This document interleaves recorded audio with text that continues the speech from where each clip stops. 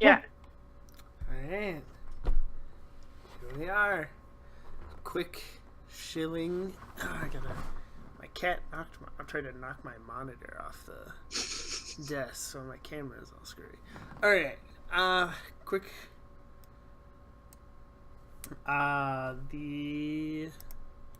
You can subscribe to the channel and you can give the channel lots of bits if Love. you feel like it. Lots Lots of of love. And that's always the best way to support the Okay. channel is just giving lots of love, watching the channel, And talking mostly about just us. watch and talk to us, because we'll talk back to you. You know, join the Discord channel and you can come hang out with us and Maybe even come play with us. That'd be fun. alrighty then. So for tonight we're gonna do a little bit of we're gonna skip ahead. It's the end of the week. It's Friday and it's the first big it's the first football game of the season. I guess every game's probably big depending on who you are. Everybody's a little excited, and we come in and it's just before the game, and the camera's following in the show version. The camera's following one of the sheriff's deputies. As he's got his light out and he's looking around, and he pops around the corner of one of the buses and sees Venora down at the end of one of the buses. He says, "Hey, you're not supposed to be over here."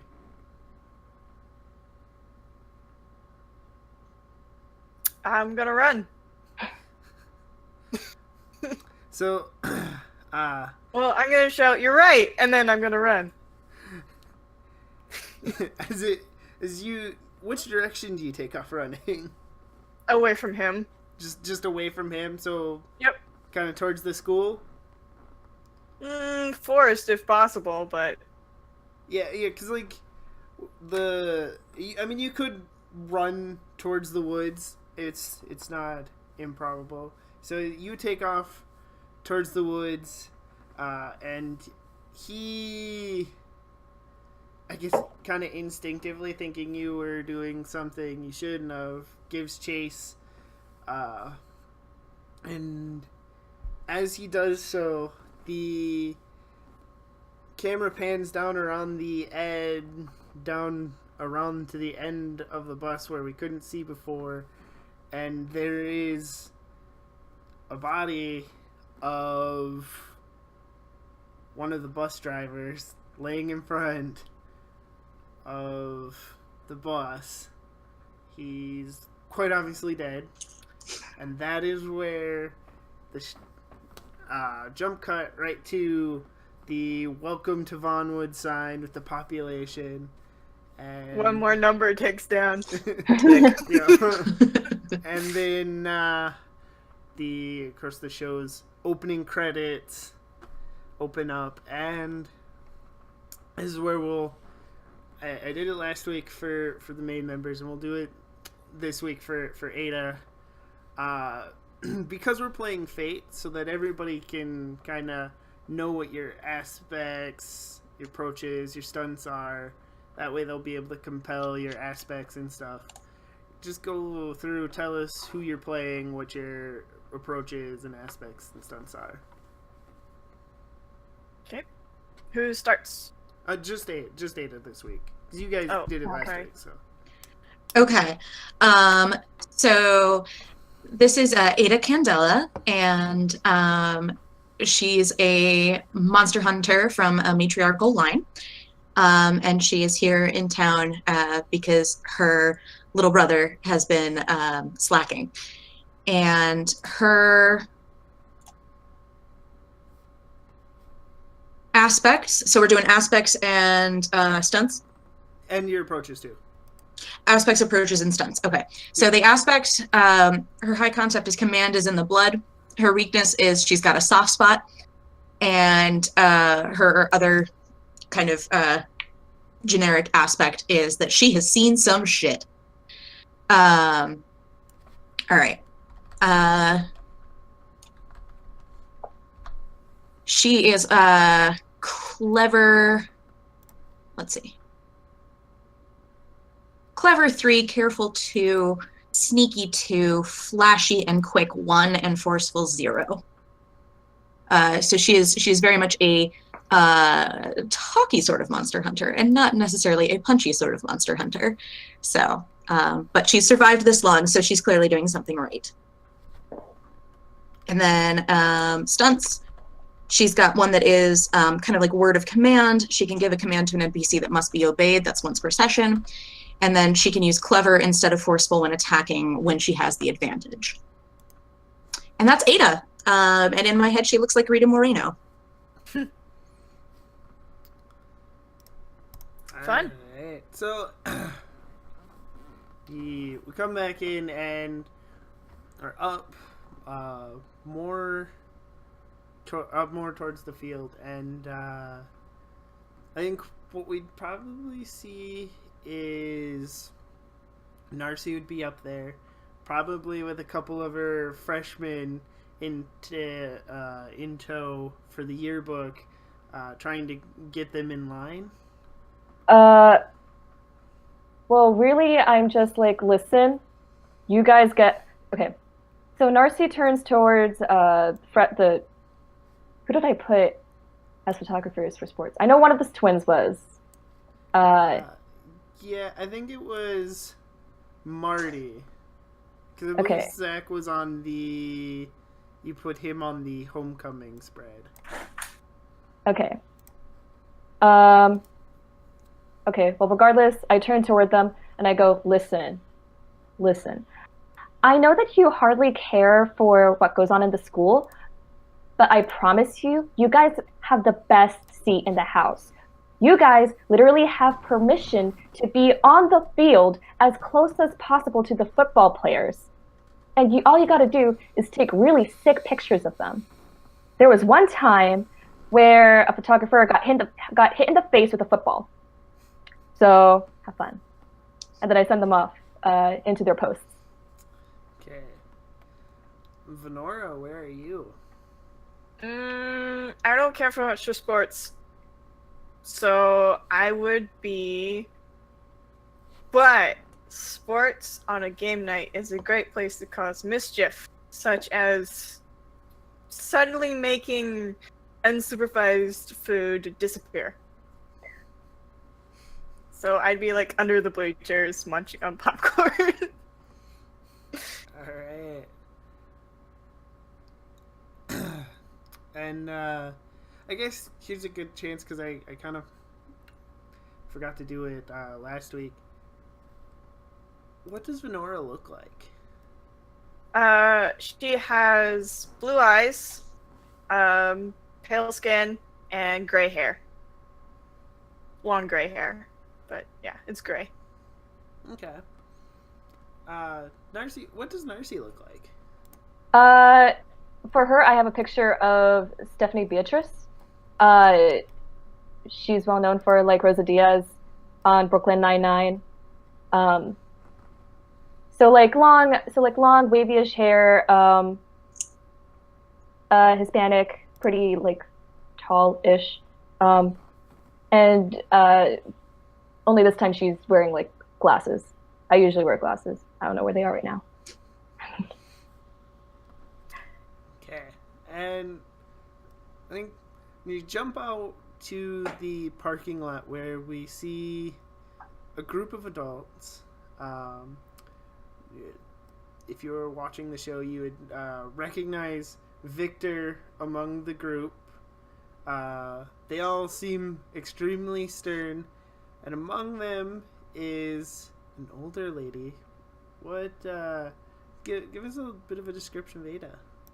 Okay, so Ada is Latina. She's short and she's slim, and she's got very short silver hair that is spiked up, and you can tell just kind of by looking at her that she's used to being obeyed.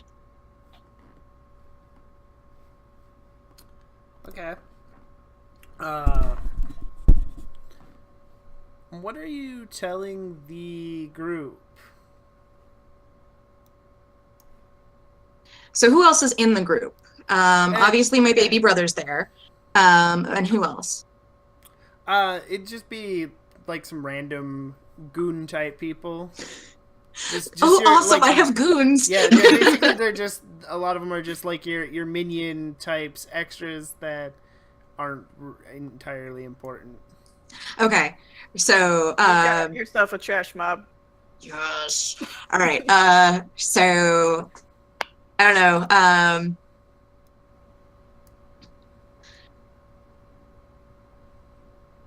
So this is a reconnaissance mission, and I don't want any of you overly interacting with any of the students. I just want information. Anything you can bring back to me will be important and necessary and useful, and go. And so everybody just kind of and I kind of want them to just like blend into the crowd and Right. to kind of blend in with like the parents and other folks that are watching the game. Because I'm assuming that I have heard some rumors, and that's why I'm here.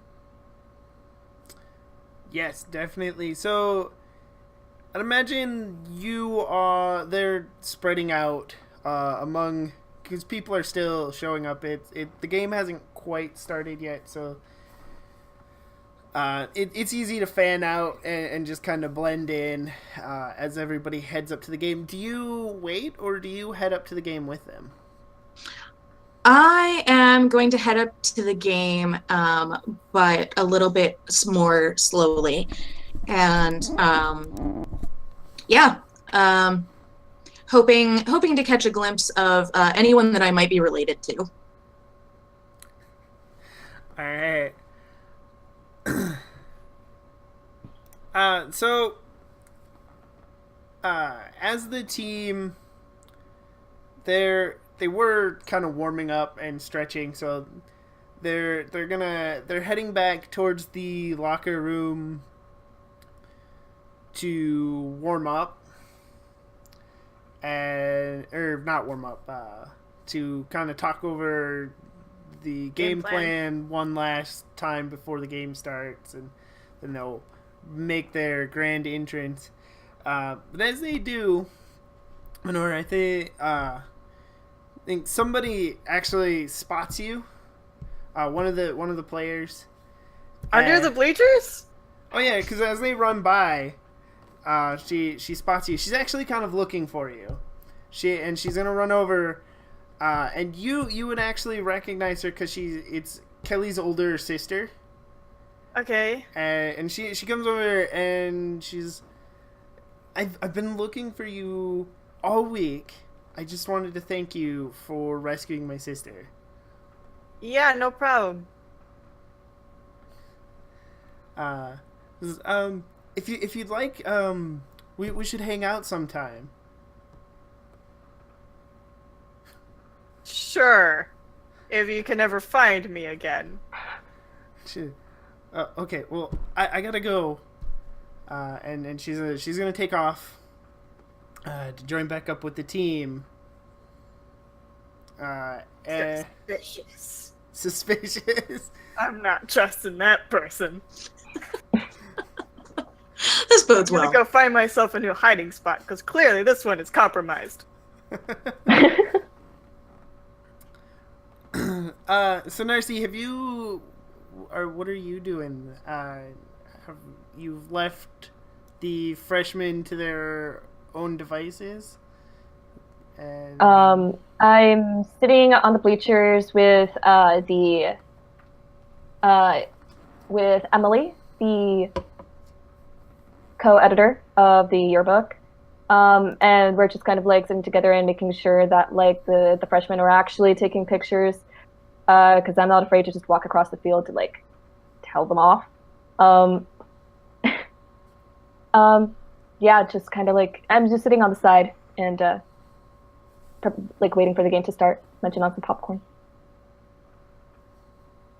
Okay, and since you're sitting in the bleachers, you notice what the audience would recognize as the deputy from the opening scene, and he looks really out of place compared to the other officers that are kind of milling about. Like he's just standing in like the middle of the track, not really. He's just standing there, out of place. Like kind of like he doesn't know what he's doing. Yeah, I definitely took note of that. But Kyo and Venora don't seem like the type, as far as I know, to a football game. I don't take. I'm too here for much the food. Well, I don't know your area. And like be sure to like tell them later on, like. I guess that's the question. Did you try to convince them to come meet you at the game? No. No. You know the answer you would have gotten. Okay. Yeah. All right. I mean that makes sense. You know they probably wouldn't go anyway, so. I would have offered if they wanted to like go with me, but like they wouldn't. No. So, Ada, is you coming up to the field? What exactly are? How are you gonna go about searching? I'm gonna buy a hot dog and a coffee and find a seat in the bleachers. They have coffee here? For adults only. That's some Stupid suspicious rule. coffee. Well, maybe other people's coffee isn't for adults only, but hers definitely is. Okay, where is she? Did she so happen to sit next to me? She Or could. near me? Where are Roll some you? dice on that? Sure. I mean, I guess that's the question. Where is your new hiding spot too? Somewhere in the bleachers. You're just gonna blend into the blue. Under the bleachers, yes. Okay. Yep. Yeah, I would like to serendipitously sit next to Venora. What do I What need I to meant roll? by 6 next to is like you sat down and then I would be so happen to be under the exact set of bleachers that you are sitting at. Gotcha. So then I can maybe I think if you wanted to roll to just be sitting there, I think it'd be to see if that's where you sit. I think it'd be a clever roll just to see if Okay. you're I clever think it enough. should be just like a normal roll. Like use your 0 just for luck.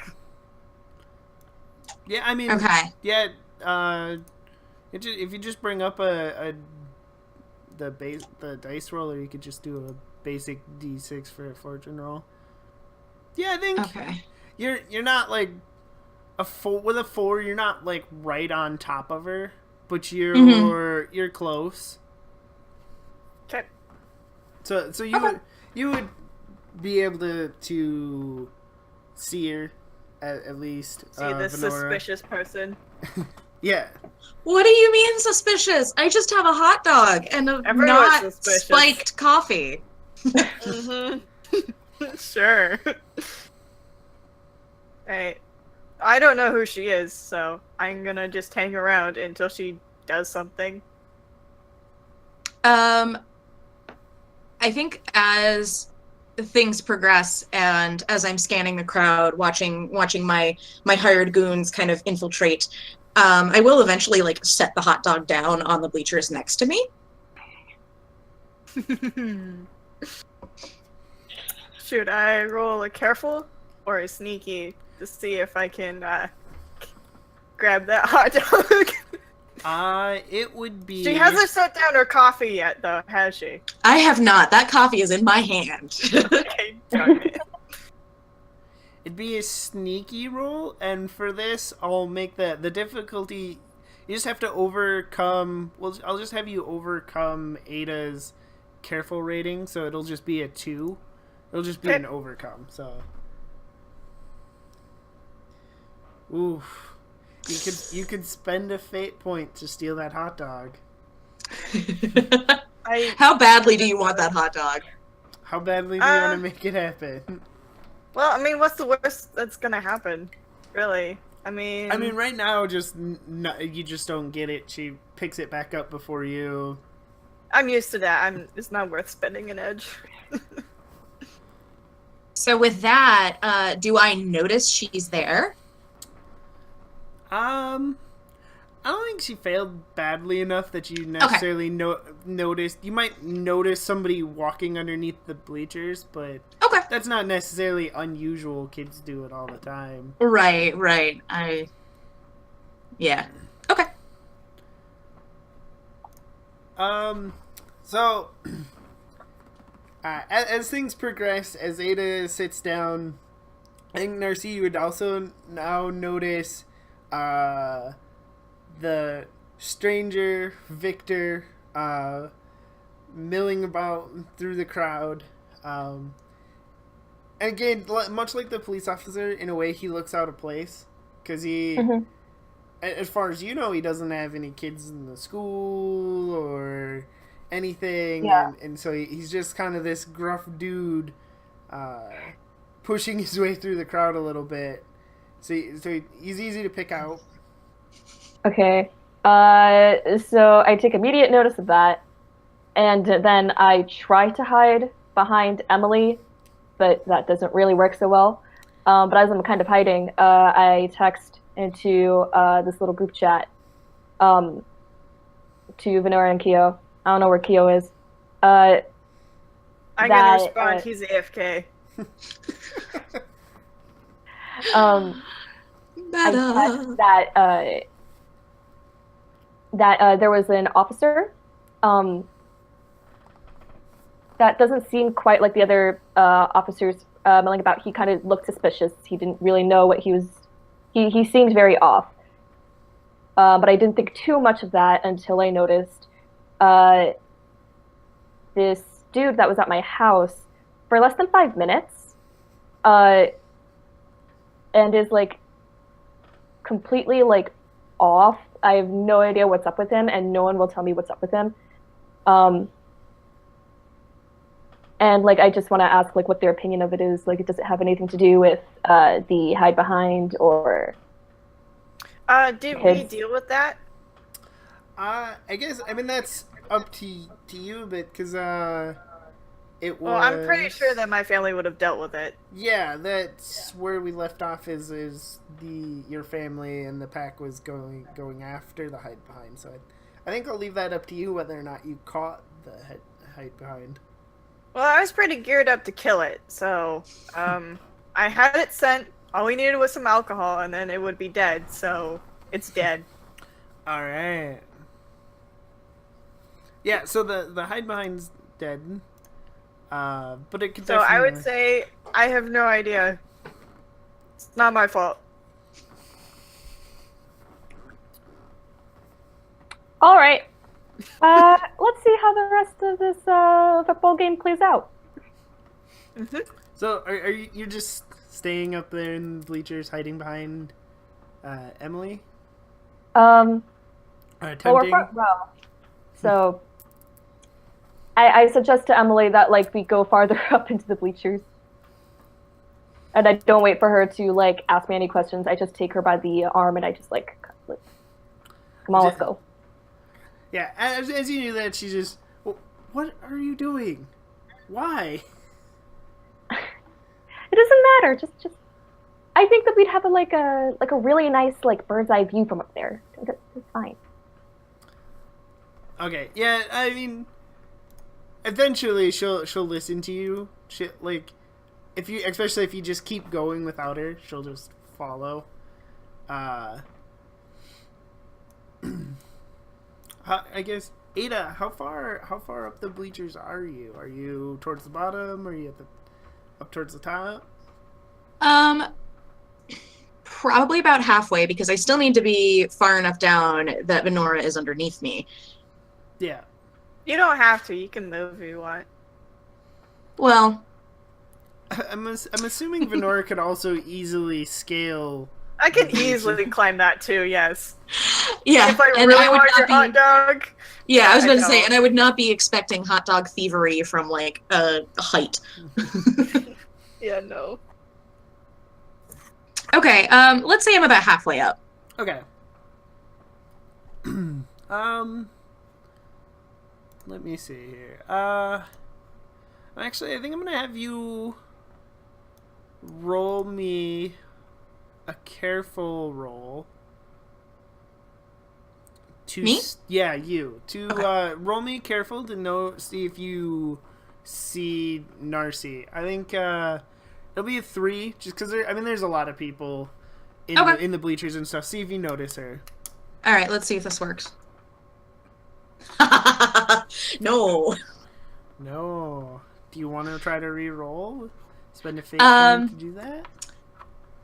Not at this time, but I will keep that in mind if I continue to miss. As your old age continues to fail you. Yes.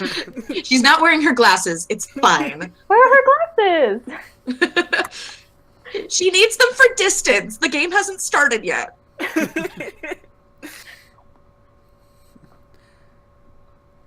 All right. So, move forward. Game starts. With about as much fanfare as most high school games.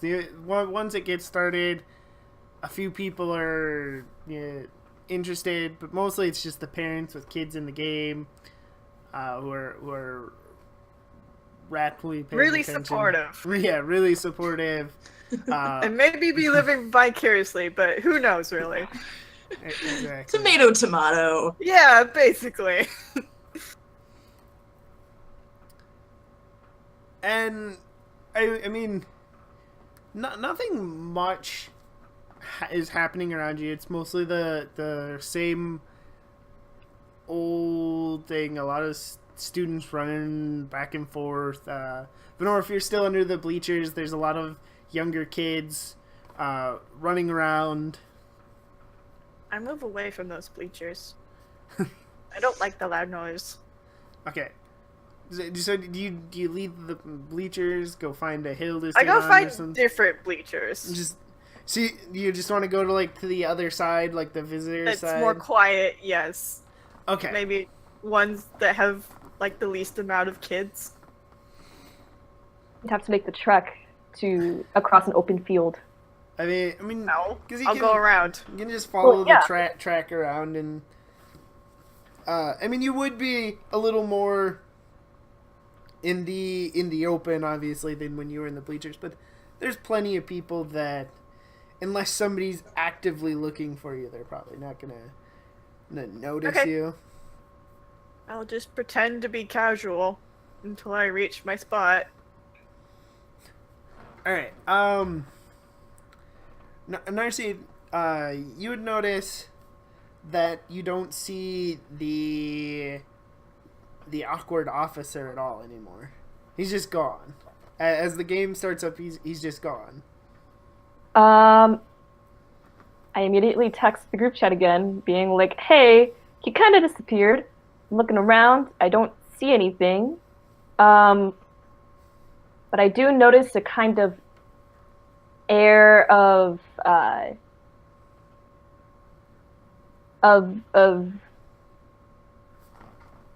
it's sort of like keeping your guard up. I don't know how else to explain that. Cautious. Yeah, like there's some sense of like Cautious attitude. Yeah, in the football game, which is very odd because for the most part it's just adrenaline and like excitement and just being overall just like even if you don't know anything, you're just kind of like always like Um, so I ask for any opinions about that.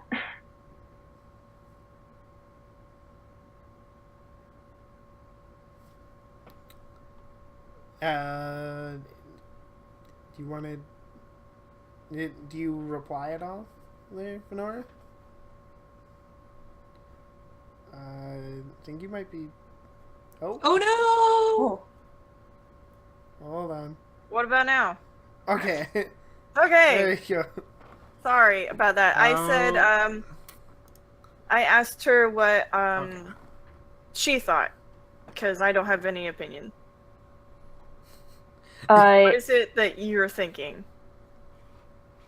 uh, well, this deputy first off just seemed very odd milling about because he unlike the other guards, the guards usually know where to look, where to keep sight of any kids if they go off into trouble. Like there's usually some like uh, by the forest, there's some by the school, just to like make sure that kids don't run off and like cause any mischief. So do you think we So- have another issue? Um, so it's tough to say because there's so many people that I Why can't don't you tell. use your abilities? Well, it's just kind of Somebody- like Find one of those people who's causing you problems and probe them. it doesn't work like that. Whatever. If you want answers, that's how you do it. Well, you're no help. When have I ever been help? That's fair.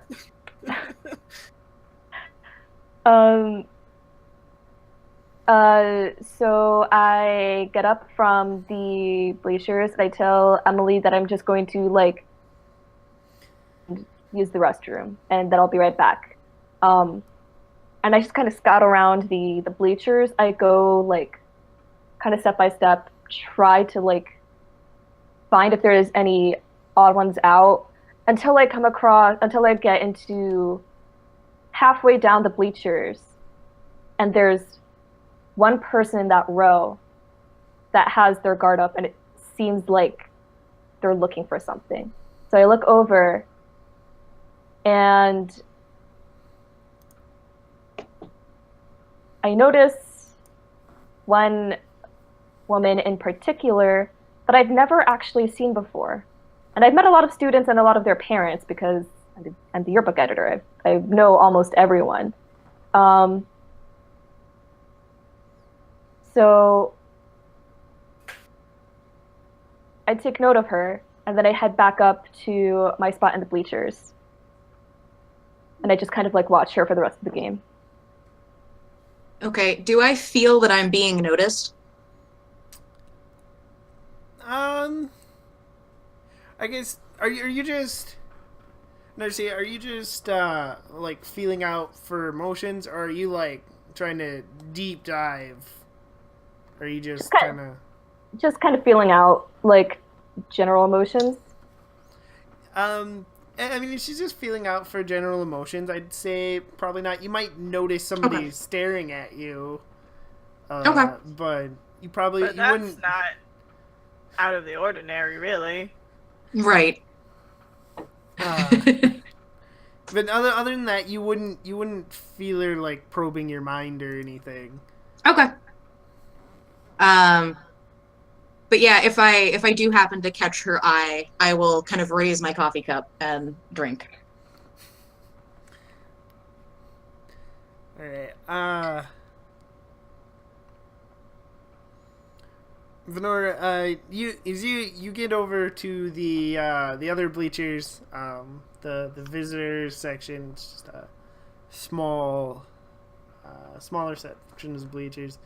There's a few people over there, but most people just sit in the main bleachers, even if they are from the other school. So there's not a lot of people. there's like an area behind them.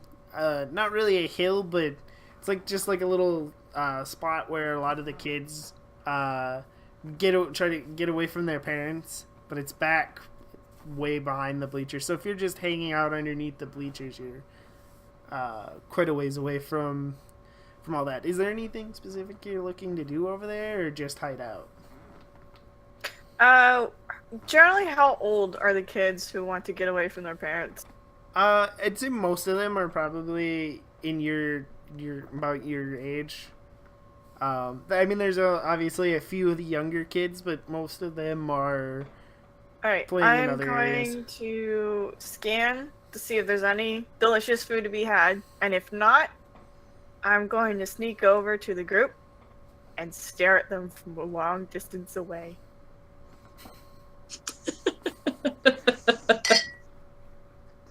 Okay.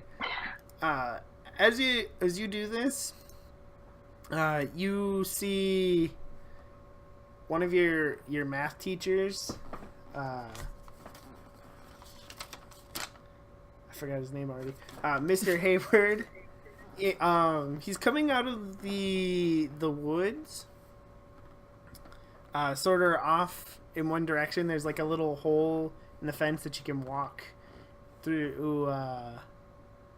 Like, I mean, not literally a hole, but like kind of like a gate, something Yeah. that you can go in and out that way. And you notice him come out, and he's like straightening his suit as he walks out onto as he heads towards the track and back over towards the concession stand and the main bleachers. Alright, I'm going to use my nature of the beast to see if I can smell female on him. You're suspicious of him too, and you're a little bit away. I'd say probably careful. Okay, Maybe just because you're being suspicious of him. did that roll? Ooh. Yeah, it rolled. You got a 0. Fine. So there's just too many people, and unless you spend a fate point, you could probably learn more. But I'll just shadow him then. okay, so you shadow him, he heads back up towards, like I said, he's heading towards the bleachers. He goes back towards the concessions where they have like the bathrooms and stuff, and he kind of heads around a corner as if he was heading towards the bathroom. But you notice as he goes that he keeps pausing, kind of looking around like he's not entirely sure where he's going. Or he knows I'm following him. It's a possibility. Do you keep? Him going into the bathroom is obviously a trap for him to try to catch me. So I am going to move. Is the door open? Oh, he's not in the bathroom yet. He's walked like there's like a concession stand building, and at the front is where you get food and stuff. Then around back is where the bathrooms are, and he went around as you're coming from the field. He went around one of the corners, heading towards the back of the building. Okay, then I'm going to move, not forward, but kind of in a circle. Like, I'm going to change where I'm at so I can see past the corner, but not approach the corner. So you want to kind of flank him? Yeah. You want to flank out around? Okay. Yeah, that makes sense. As you do so, you no longer see Mr. Hayward. Instead, you see Cameron. He's over there. He's actually looking more confident than you would normally see from Cameron, because he's just this kind of awkward kid who really loves chemistry, a lot like Keo, but more anxious. Okay. and that's who you see. But you do not see Mr. Hayward anymore. Is Cameron standing right where Hayward would have been? Yeah, I mean, kind of. He's just kind of, like, he's kind of heading in the same, facing the same direction you would expected Mr. Hayward to be going. Okay.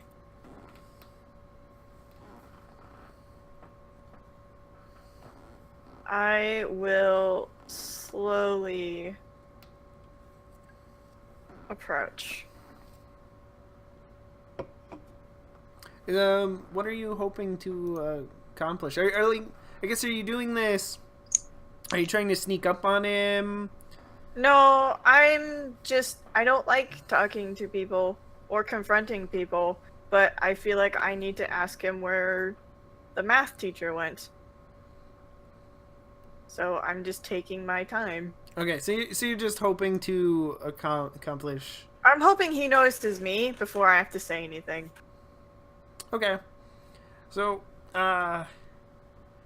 as you approach, I think we'll jump back over to Narcy and Ada, and you, Narcy specifically, you would notice you actually see Venora, who you weren't expecting, because you pick her up because first you see Mr. Hayward, your math teacher, making the way through the crowd, and then you notice that from where you're sitting in the bleachers, she's very obviously following Mr. Hayward.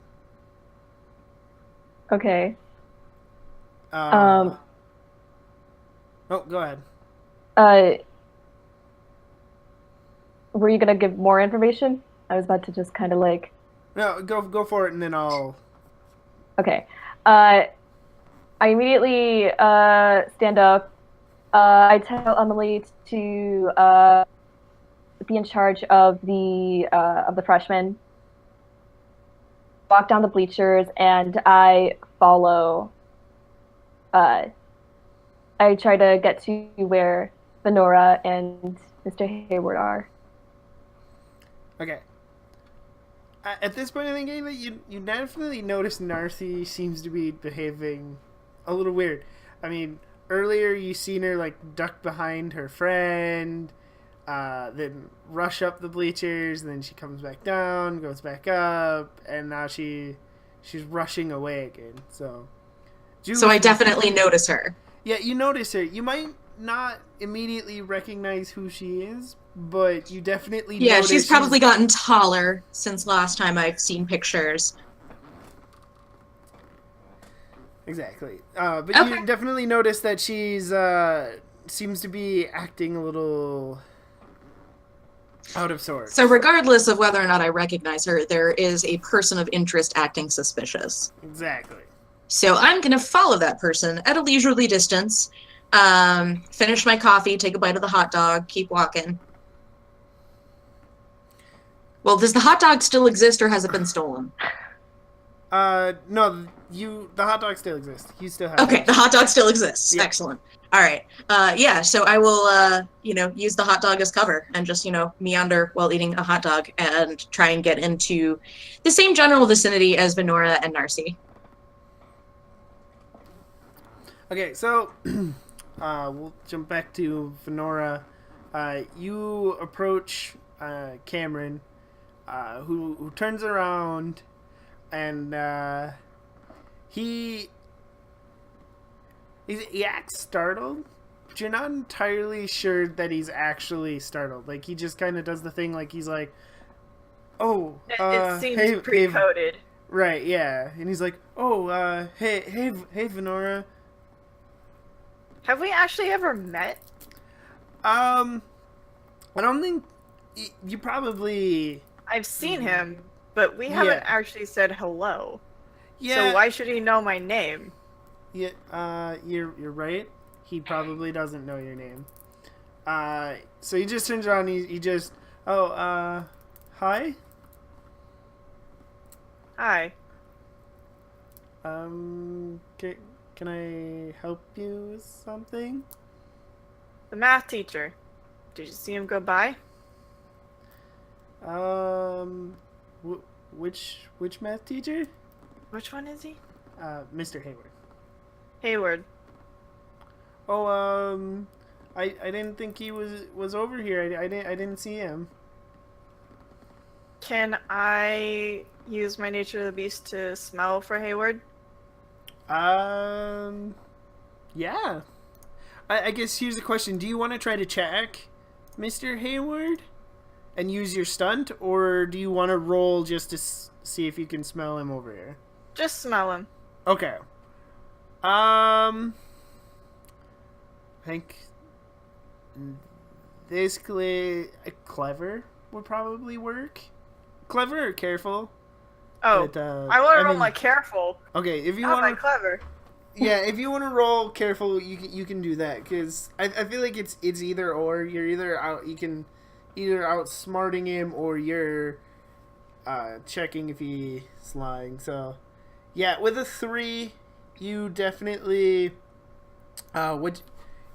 you're able to pick up some different scents. And the thing you first notice is that you don't smell what you would Mr. Hayward, and you don't smell Cameron either.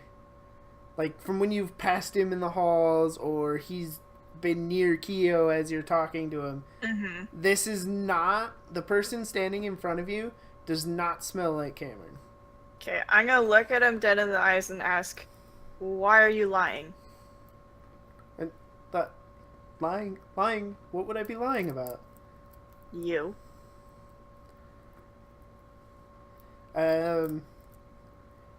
He's still giving you a puzzled look. It's like I don't understand what you're talking about. Lying. You know fully well what you're talking about. What are you?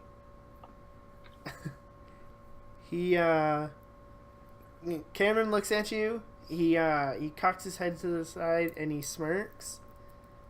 And he kind of shimmers. And before you is standing yourself. And I'm going on immediate defensive. I'm ready to change and cut this guy. And you, the other you looks at you and says, "Well, obviously, I'm you." Okay. And What is it you want? You're just on the defensive. Yes. Just,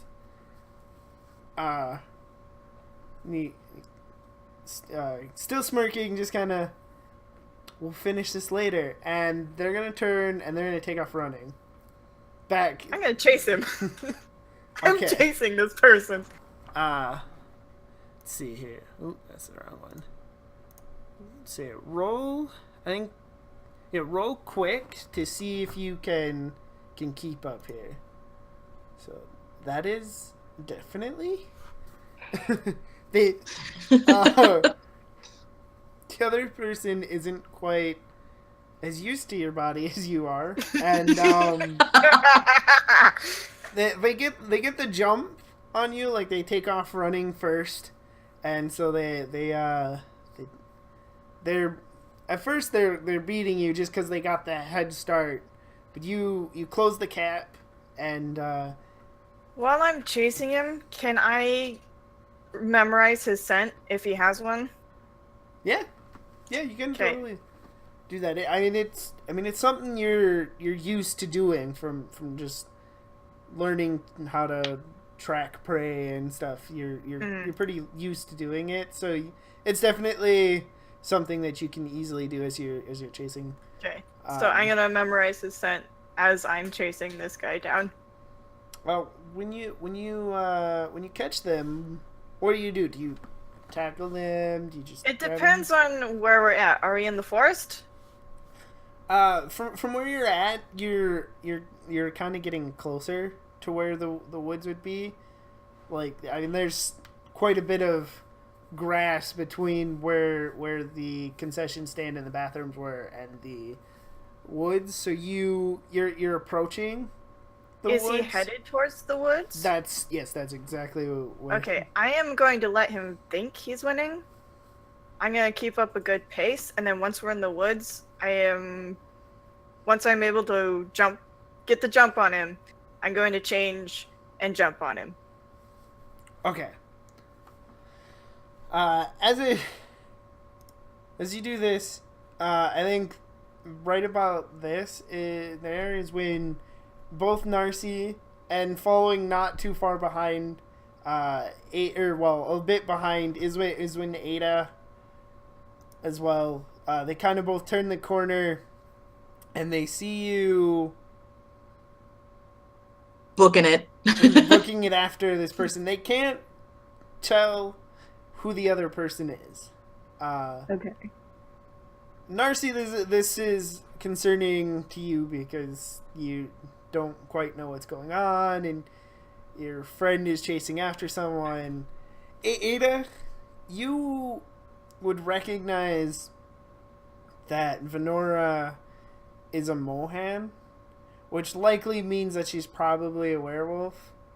Okay. So you're concerned because she's chasing after somebody, and who could know- possibly be an innocent civilian. Exactly. Gotcha.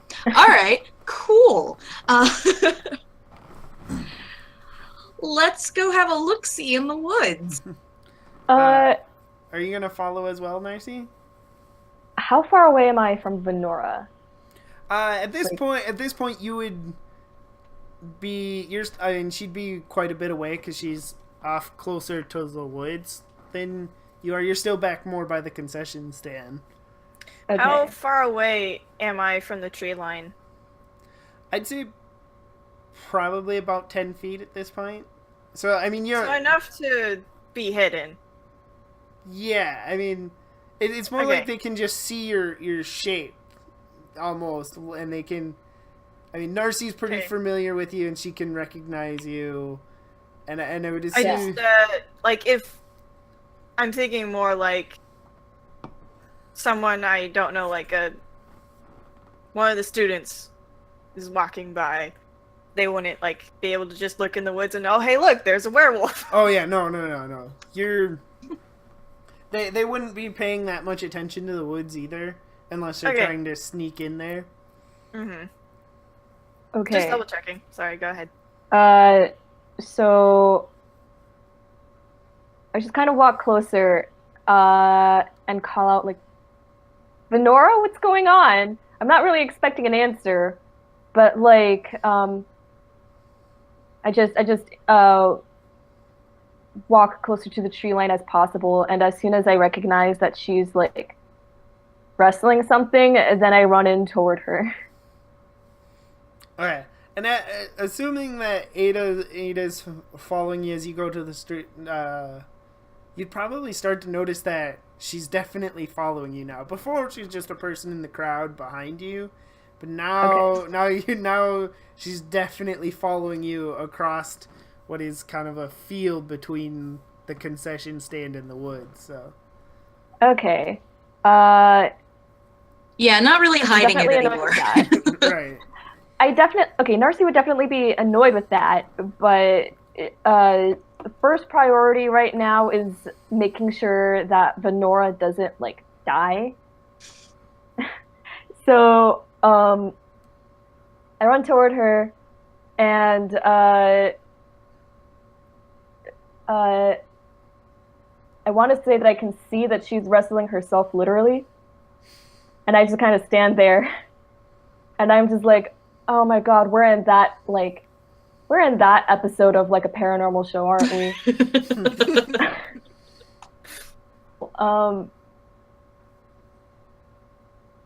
So I just kind of stand there in shock, and I'm just kind of like, which one of you is Venora?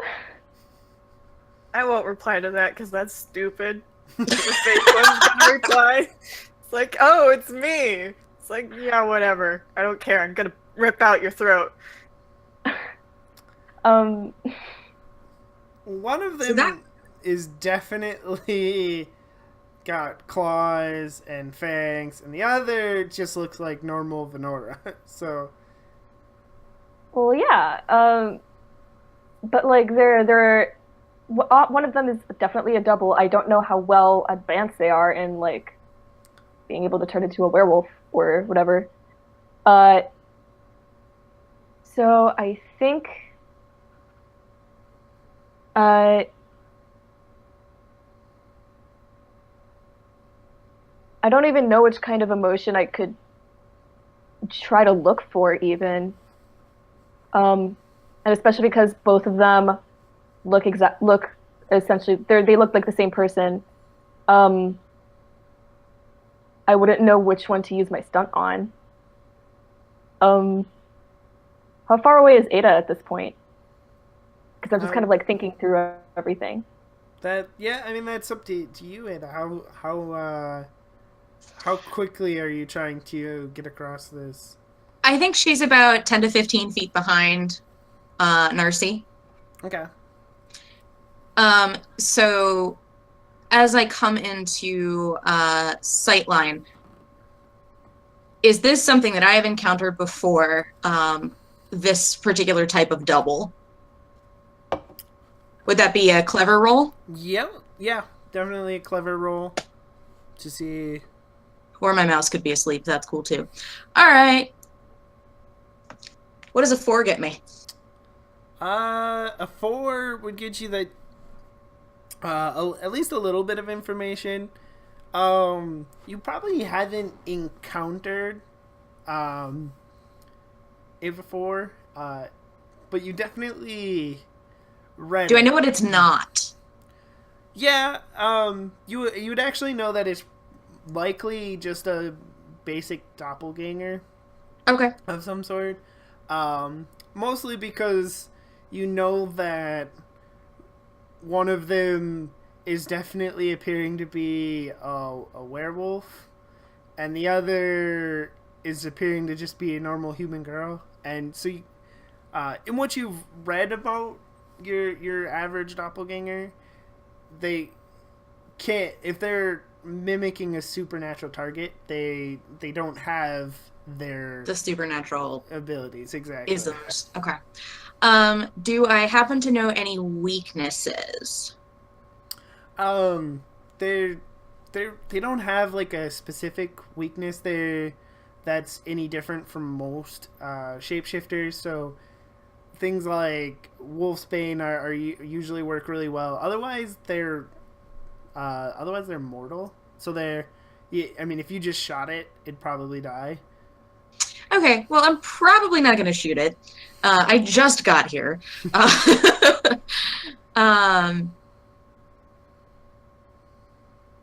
But I will come up and I will stop beside Narcy and I will just kind of say, without preamble or introduction or anything, like, doppelganger, do you know how to handle it? Absolutely not. Could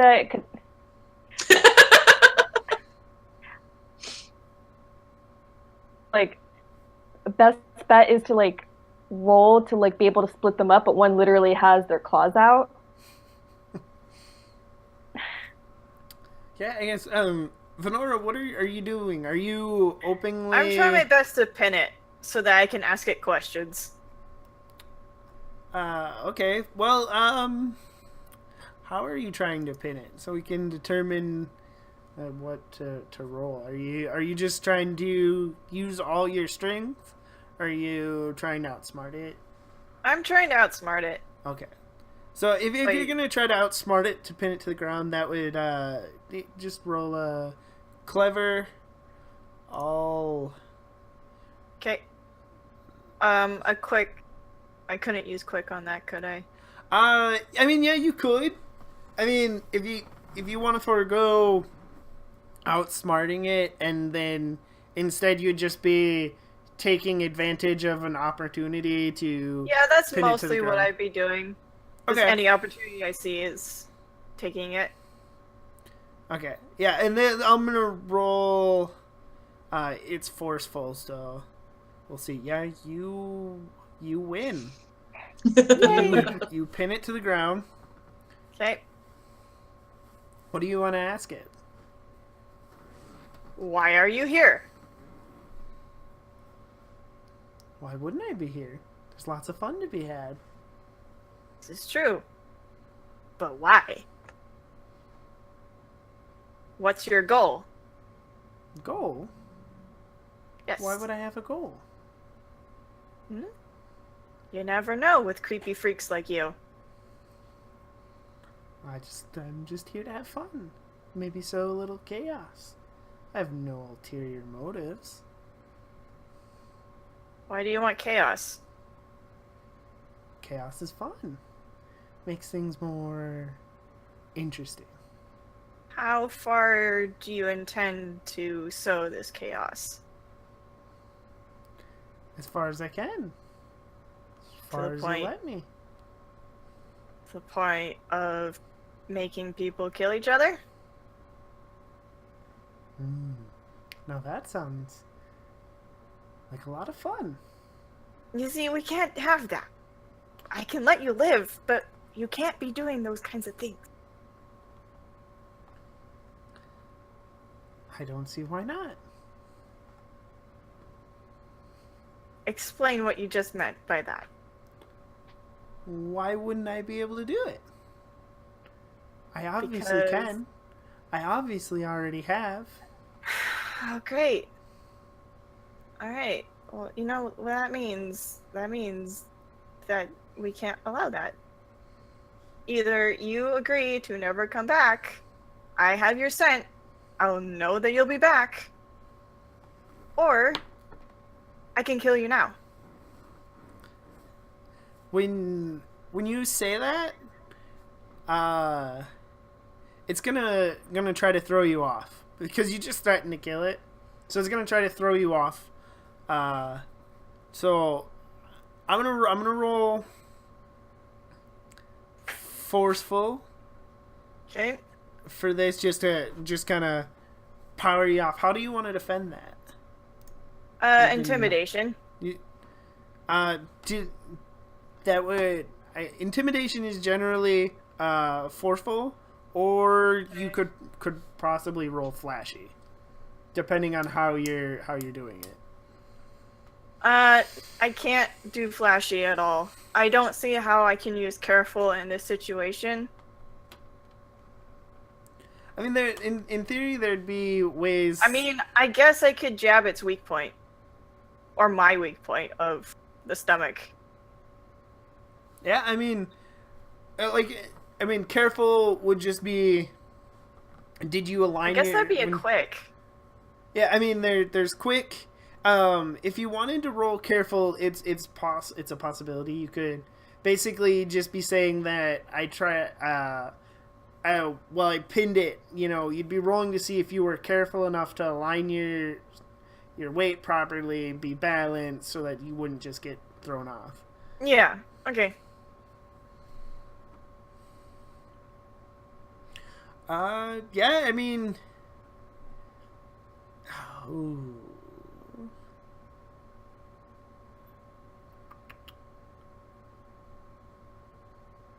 So nothing happens. Oh. Okay. I'm just looking. I'm because I have a few fate points because everybody's in this scene, but I'm trying to decide if I want to spend them now or not.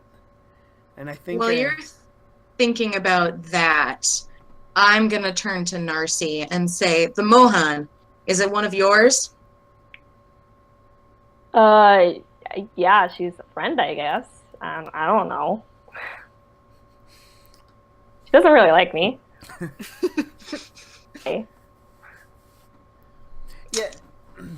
Yeah. I think I'm gonna actually spend both my fate or two of my fate points. So I'll just have the one left, and that way it'll be able to throw you off unless you want to counter me with one of your own fate points.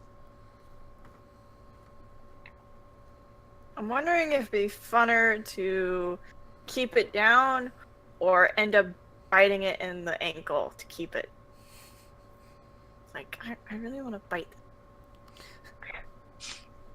Could definitely outrun it. I'll use the smart move is to use fate, so I'll use fate. Okay, so you're gonna so mark down that you spent 1 and I spent 2. So almost. It's a struggle. I mean, you roll around a few times. It almost gets the upper hand, but you're obviously better at the Combat. and so you just once again pin it to the ground. And I think now would be a good time. What's everybody's quick? I think for Nora, yours is 2, yes? Yes. My quick is 2. Narcy, your quick is 1? Yeah. And what's Ada's? 1 as 1. well? Okay, so we're gonna for this we use just your quick stat as initiative. So Venora, you get to go first. So I have it here again. Yeah, you have it pinned, and now it's. I think we're officially in combat now. So whatever you want to do, now it's your turn to go in the initiative. Can I ensure that it'll stay pinned? Yeah. How do you want to do that? I guess by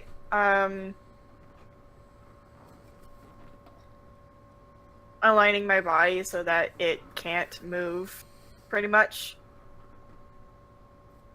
Okay, for that, just because you're trying not to be bucked again, I think that's a careful roll. Okay. I'll see. Let's see. Yeah. You. I mean, it tries to keep you just with pure strength to keep you where you are, but you definitely manage to realign your body so it can't move anymore. Okay. So Narcy and Ada, you guys kind of go at the same time because you have the same quick. So whoever wants to go make their move can go. Go ahead. I'm stumped on ideas. Okay, I can go ahead. So I'm assuming that this thing is currently pretending to be a human, so it would have traditional human weaknesses. Correct. So if, for example, I don't know, I went for like the Achilles tendon. I mean, I that would work on most things. It would even work for a time on a werewolf. They'd eventually heal, but it'd slow them Right. down for a time. Right. So I think I'm going to use my stunt of can use clever instead of forceful when attacking when having advantage, because it's pinned and I'm definitely not, to try and incapacitate it by taking out at least one of its Achilles tendons. All right, roll your clever. You know, it's pinned, I think, so you'll just... it's not really opposed. I think with a 3, definitely you cut one of its Achilles tendons. It can't really fight back, so it's more of just being able to get over there and grab the leg and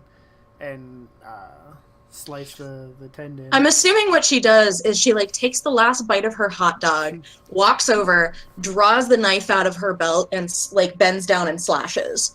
Kind of all in just like oh yeah, this is just a normal Friday night. This is cool. And Venora, beneath you, it screams. I mean, I'd assume having your Achilles tendon slashed is it's painful. Yeah. Is it still in my body? Yeah, currently. So I would hear myself scream. Yeah, basically.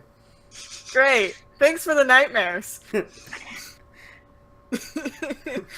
Okay. After a moment, I try to ask it what its what its purpose is, and I try to use. Could I roll for that, or should I use my stunt? I mean that's up to you. Do you just what exactly are you trying to do?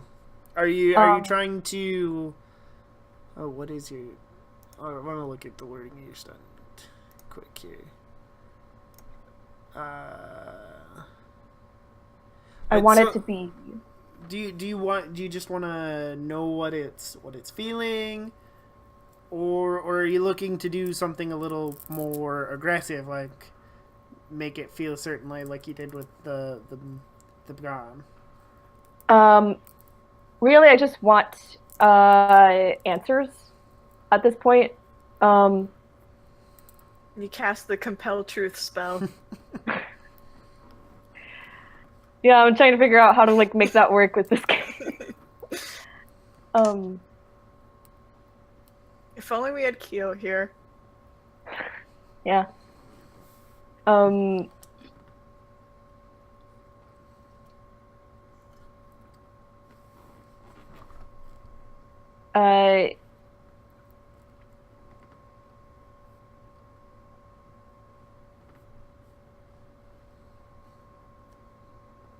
I just want it to be like, I just want to ask it questions, really.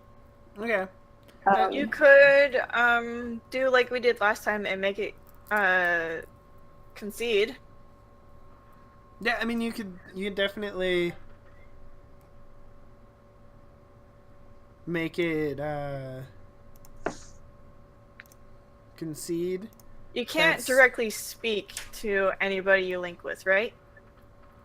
I mean, like it's more just like reading emotions, and if she Womp womp. Sorry. sorry, it's when she links up, she can feel the emotions, and if she wants, she can dig deeper, so she can, and if she does that, that's where like her stunt and stuff comes in, and then she can send emotions back and forth. But she can't like read its thoughts, just its emotions. I can only read in the abstract, not really like a thought process. But I think that's the best idea, to just kind of like link up to it. So I'm going to use my stunt for that. Okay. So you get and I just put this. Yeah. So for your stunt, you get +2 for careful. So, it's a good thing you get that +2. Otherwise, nothing would have really happened. So, with a 4, you link up to it, and now, I mean, right now, mostly what you feel is pain. There's some anger after having its tendon sliced. Okay, so yeah, I let out a yelp real quick. Yeah, because you're feeling that as well. What do you want to know? I just want to know what it's doing here. So I could I try to bring forth like feeling like I should be honest and concede? I mean, you can definitely do that, or you could just ask it questions, and depending on what questions you ask, you can also try to read the emotions it has. You can also offer it pain relief for any questions it answers. Nah. That's my girl. Yeah, so I ask it, what are you doing here? The motion you get when you ask this question again, it's kind of the same. It's exactly what it was saying earlier. It's here to have fun, and you get like joy is like one of the stronger emotions that come across real quick when you ask the question, and it tells you, "I'm here to have fun, I'm here to create chaos," and yeah, I want to ask it a question when it's my turn. yep. Is there any other questions? I mean, because these are questions that were kind of already asked. Is there anything else you wanna? I want to ask it where it came from. With this, you get the feeling that it's doesn't trust you. It's that it's when you ask it, and it tells you, I was always here, but you can feel that it's being guarded. It doesn't trust you. It doesn't want to tell you. It's definitely lying. Okay. I tell it that there's no need to lie because I know when it's telling the truth. And with that, I leave it to Venora. Okay. Was it the cave? Before Venora goes, it is its turn. It goes last. It has a quick as 0. So before you can ask it a question, it's going to try to get away again. I think. Good luck. I have it pinned. And it's kind of missing, Yeah. a heel. Oh yeah. I think it's just gonna try to squirm away. Squirm. Yeah, it's just gonna squirm, and I think for that it'll just be a quick roll, and you can defend how you want. I mean, you already have it pinned, so careful would definitely work. Okay. Ha! I was gonna say there's a thing you can do here that you don't really need to do, because it has a moderate consequence. So if you were to spend the fate point, you could take it down to -4, but you don't need to do that because you, it just kind of squirms its legs a little bit, and that's about it. Like, it doesn't even move. Yeah, it's just kind of very, very useless. Kind of like when the older sibling is holding down the younger sibling and they can't do anything because they're... Oh, and I have plenty of experience with that, with both my twin brothers. I've pinned them down, both of them, at one point. Like, I've had both of them under me. So can't move, which brings us back to Venora's turn. Okay. I'm going to ask him, it was the cave that lured you here, wasn't it?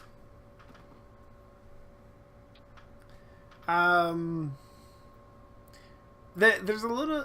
You get a little bit of confusion at first, Narcy. That's what you feel? Mm-hmm. There's like a little bit of confusion. And then like a kind of a feeling of understanding. And it's going to look at you, Venora, and it's going to go, I felt the draw. Do you feel it? Is it pulling you closer? Everyone feels it. So, what is your plans? I told you my plans. What are your plans? Contemplating whether you should die or not. You're not giving me a very good case as to why I should let you go, because all you're gonna do is just kill more, correct? It smirks, and it just says, if that's where chaos takes me, then most definitely. Do you have any friends in the vicinity? Nearby? I think it's gonna shut up at this, but Narcy, you feel it's kind of like a empty feeling, that you would probably recognize as like loneliness or something. But other than that, it just shuts up. It doesn't say anything. It's trying to pretend that, oh yeah, I have friends that are gonna come rescue me at any moment. Okay. Even though it doesn't. Narcy, you like I said, you can feel that. Okay. I told Venora that no, it's alone.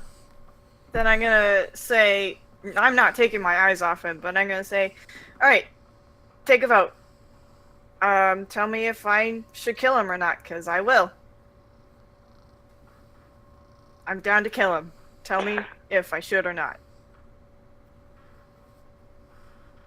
Um,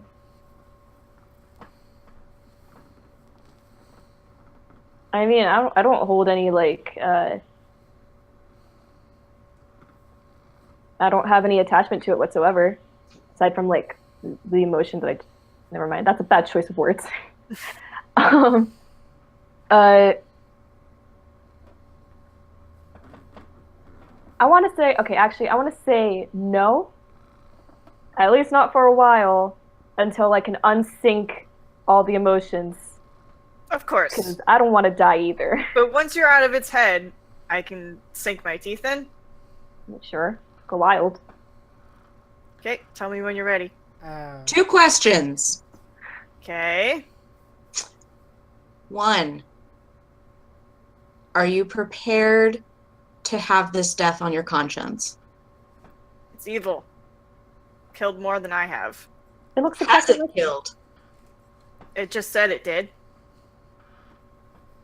I looked to Narcy for confirmation. You would think that it was probably being truthful.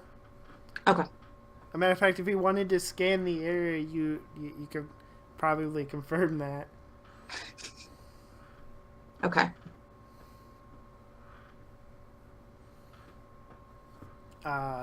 So I mean, yeah, it's up to you. Do you stop her? Do you have another solution? You had 2 questions. That was 1. Well, the 2 questions were, has it killed, and are you prepared to have its death on your conscience? I'm ready for the nightmares of killing myself. I mean, I guess Anna, do you want to scan the area? Do you want to look around, maybe make sure that nobody's Watching or anything? Yeah, let me go ahead and scan the area. Okay. Give me a careful roll, and we'll see what you see. Not much, unless you wanna re-roll. You know what? that. This is important enough for me to spend a fate point. All right. Do you just want to get a +2, or do you want to You re-roll could also that? like call your goons to make a safety net. I could, but that's going to draw even more attention to us. all these people. Just like all of these like dudes who may or may not look like bikers. Like, yeah, I'm going to re-roll careful. Okay. And hopefully get something better than a -1. 2 is better. That is better. So you don't see anybody living anywhere. Okay. But you Do I see? You do Yeah. see you do see the body of the math teacher, Mr. Hayward, kind of stuffed haphazardly under a bush, a little over by the fence. You can see where the gate was, that like maybe 20 feet away from where the body is, that you seen Mr. Hayward go through earlier. Venora seen Mr. Hayward go through earlier. But I don't know about the body. You don't know about the body yet, but Ada does.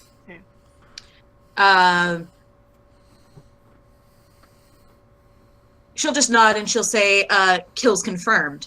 Do it. Okay. I'm gonna ask Narcy if she's out yet. Wait, who's out yet? Are you? Oh, Are you out of his head yet? okay. Could I only perform a stunt once? I think, I mean, the stunt is only once, so to pull out of its head, I think you just roll, probably just a careful roll to pull out, to sever that connection. Okay. Oof. And at the moment, you're having a little difficulty severing that connection. I mean, you could spend a fate point and re-roll and see if you can make it happen. Yeah, let's do that. All right.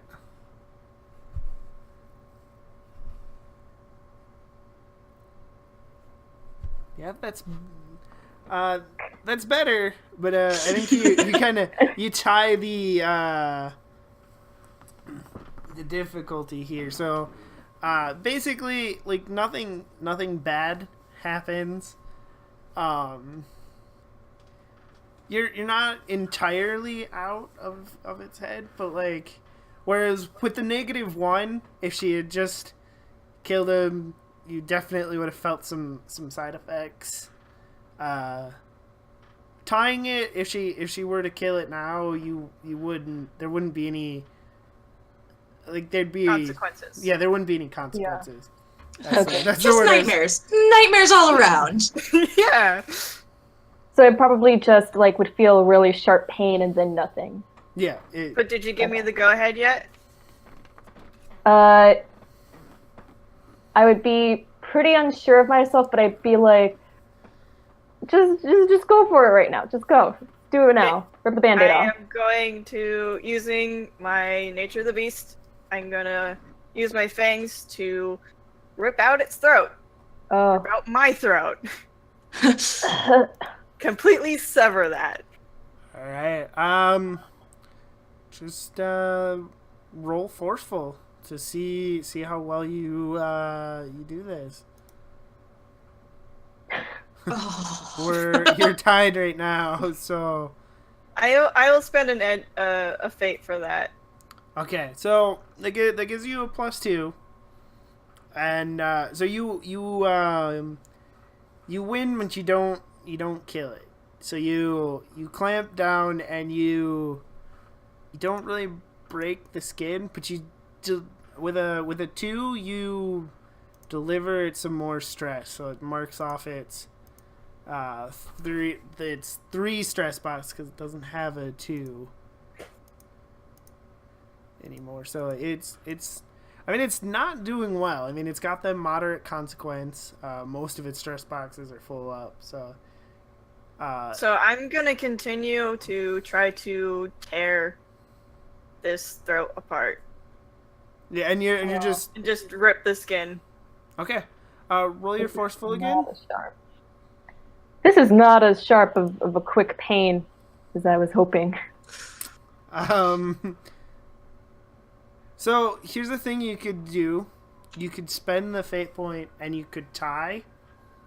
If you spend the fate point to use its moderate consequence against it, it would make it a tie. And then basically nothing happens. Right? Nothing bad happens to you, nothing bad I have it happens to it. pinned. It's helpless. I'll keep trying until it's done. Okay. Even if it's gonna take forever. At this point, I mean, you're basically now you're rolling around. It was able in desperately push itself, trying to get away. Like it doesn't free itself, but now it's not as pinned as before. You weren't as focused on your balance while you're trying to rip out its throat. Okay. So it's a little more free, but it's not completely free. Does anybody else want to try to do something? Heyo. Okay. Because I got a knife, and I'm gonna abuse that consequence that it has. Okay. And I am gonna try and so you're attached to its throat, right? Yep. Okay. I'm trying to figure out where a lethal strike would be that wouldn't hit Venora, because even this though is my kill. sorry, normally I'm killing werewolves, not negotiating with them.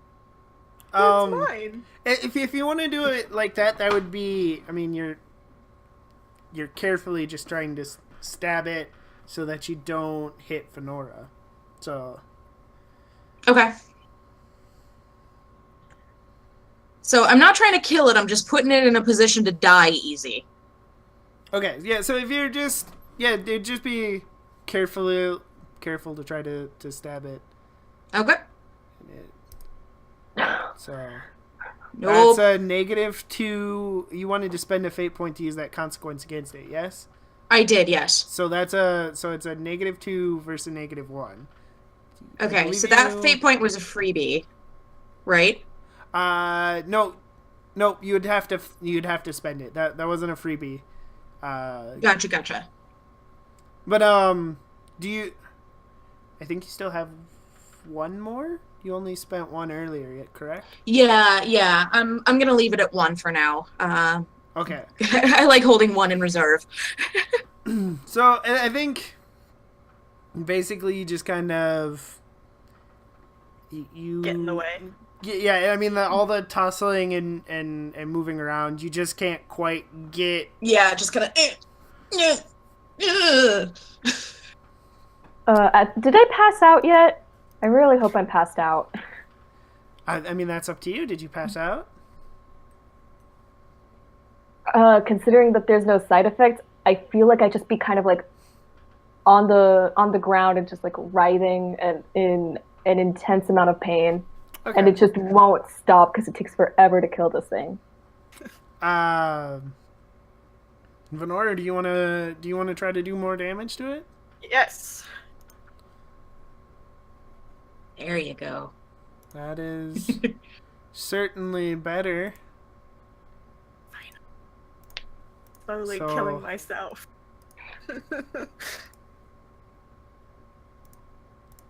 It to do that because it doesn't have its moderate consequence available. It has to take a severe consequence. Of bleeding out. Yep, that's exactly what I was about to write in. So you've definitely punctured the throat. It's bleeding out now, and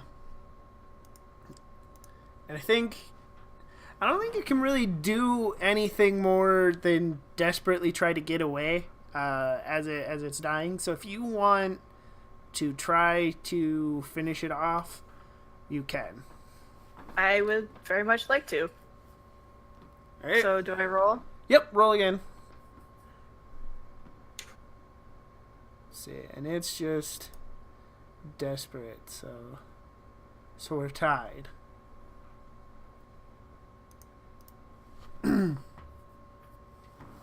I mean, if you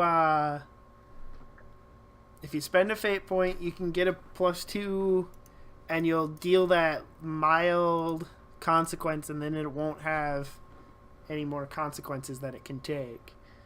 And then basically, if you take that, if you do that, if you roll high, if you have a difference of greater than 1 on the next time you try to do any damage to it, if it can't take it, it's just gonna die because it won't be able to absorb that damage.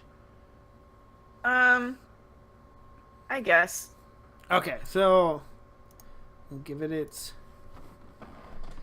mild consequence. Just call it bleeding. Just Ow. So it's pretty hurt. I mean, its tendon is pretty hurt. You want to go for that killing blow then? Yes. All right. And not quite. Come on! You can try to re-roll. You do have one last fate point, I believe. Okay. Yeah, Can so I invoke Nature of the Beast Yeah, that's what you'd be doing to re-roll. every time I reroll? Okay. Yeah. Well, you did a little better, but you didn't quite get there. Come on! Ada, do you One wanna, more! do you One more wanna- time!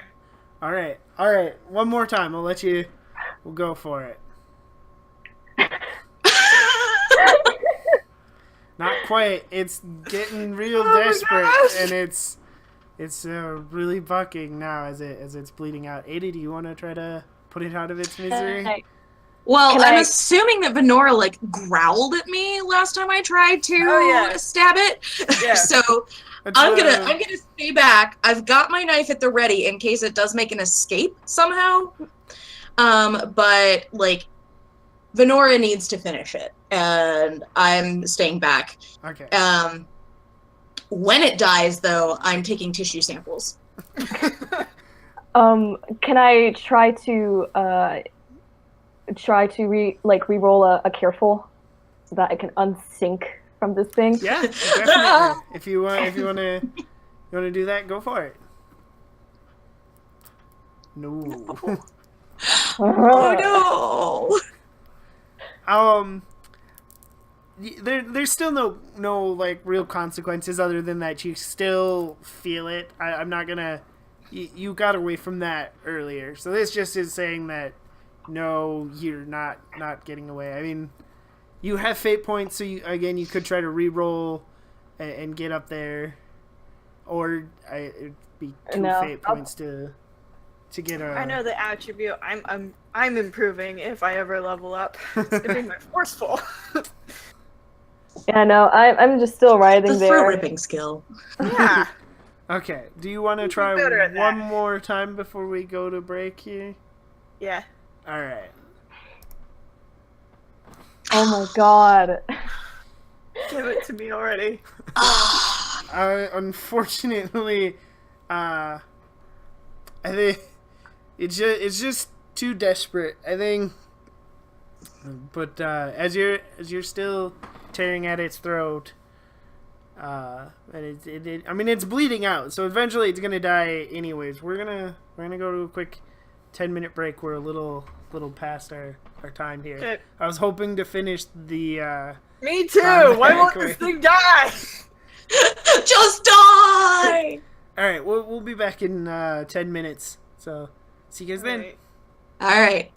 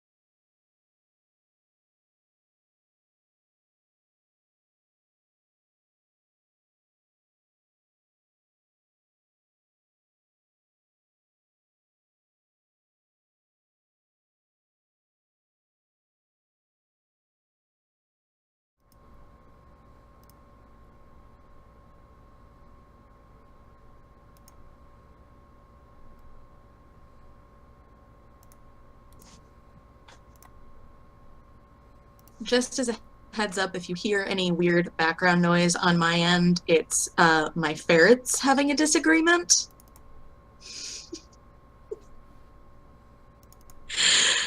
Yeah. There's a reason that my username is Science Weasels.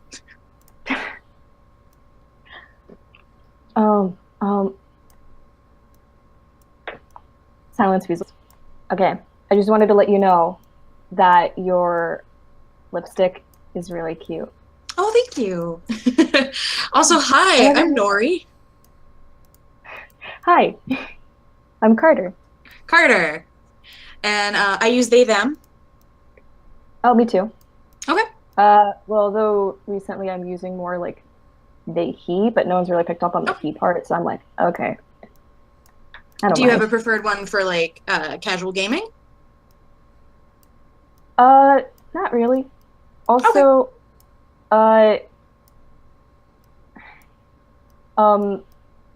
Teddy, we can see the thing on the Twitch stream. Yeah, I know. I'm just trying to do something real quick. Okay. Oh, that's cute. The paper.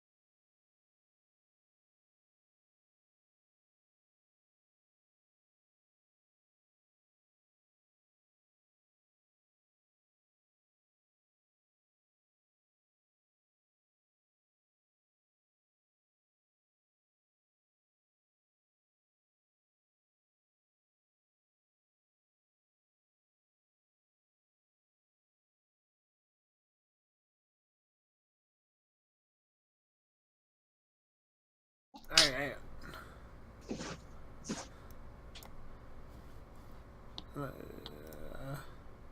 Alright, so you wanted... I'm assuming you want to try here as we get back in to go for that kill again. One more time, yes. Okay. Come on. That is... It looks like Narcy's label and mine might be flipped. Yeah. That's my bad. I will fidget with that. You gotta. No, that's fine. That's fine. Hold on. That was. So. Yeah, that's a -3. So that is. Wow. The worst possible. Ooh. Okay. So does anybody else want to try anything here quick at all? I'm gonna try to unsync again. Okay. Yeah, roll your careful. Let's see if you.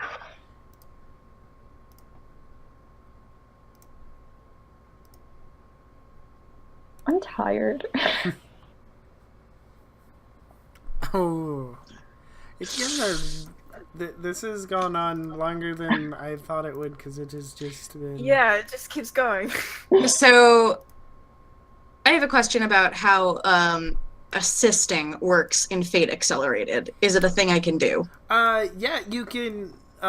Basically, what you'd be doing is creating an aspect for the scene, Okay. and then they would be able to spend a fate point to use it.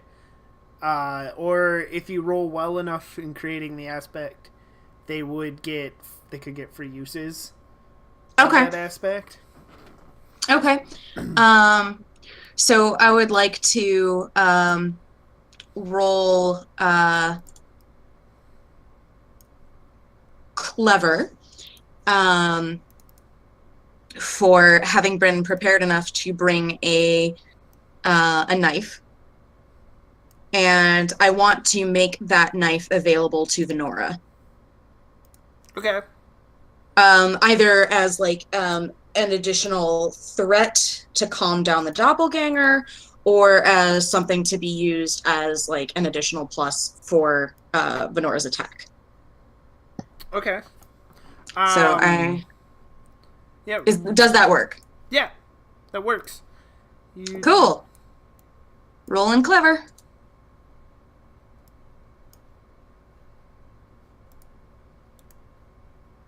I guess a 2 doesn't do much, huh? No. No. Yeah, I mean, basically, you still on a tie for it. You would make. I believe you make the aspect. It's there, but instead of getting free uses, they just somebody just have to spend a fate point for it. Okay, that's not as helpful as I thought, but that's okay. I'm out of fate points. Yeah. Okay. I mean, it's not as bad as if you don't get it, then it's created, but then it's available for me to use instead of you guys. So Right. So yeah, I'll go ahead and let that be created.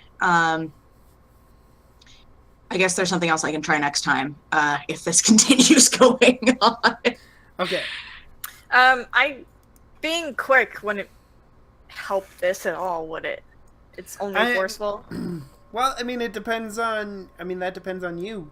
If a lot of this is how you describe what you're doing. So when you tell me how you wanna go about it. I'm going at this like how a dog has a chew toy that it just it does that. That's what I'm doing to this person. Okay. Yeah, I mean that is definitely more forceful. If there was something else you did, another way you went at it, we could probably tweak it. Like let's say if you were while you were clamped onto its throat, you were doing something with your claws, trying to quickly gut it or something. You could possibly roll quick, but if you're just but then it can kick me off if I ever use my hands. So yeah, if you're just tearing at its throat, I think that's definitely forceful. Okay.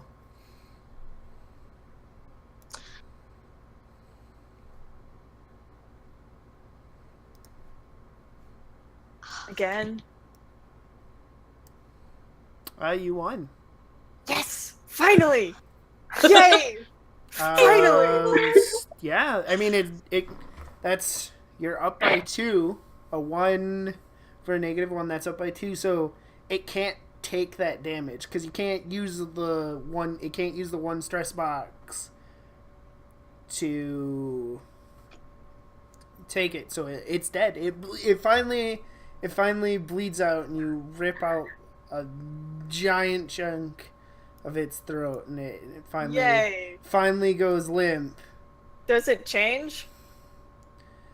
Yeah, it does. It changes back into a student that you don't know because they're from the other school. Oh, great. So it was a kid. Yeah, it was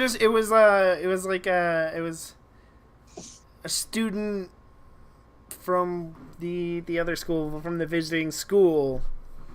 That was Who did straight up murder at least a teacher, if not anyone else. well. Right. From the opening scene, you have the bus driver, you have the teacher, and somewhere And then around there's here. Cameron. Oh no! Because much like you in the opening scene, it can kind of just change into people it sees. Okay. But if they're not alive, it makes it easier to blend in. If you're pretending to be Mr. Hayward and Mr. Hayward walks in, it makes things a little awkward. So if it I'm kills gonna them, get up and spit this chunk of flesh out of my mouth. Okay. Ugh. I'll pull out a That's what I sample taste baggie. I'm gonna take that sample. Like you do when you're picking up like dog poop, where like you have the bag around your hand and you just go boop. Take that for study, and then I'm going to go ahead and call one of my backup goons for body disposal. I'm gonna go sit next to,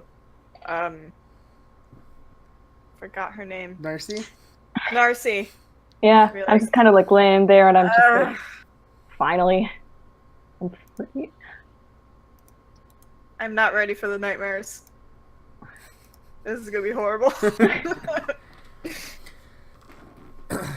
So, and I think this one's mostly for Ada here. You you're standing in the woods with both of the reasons you're here.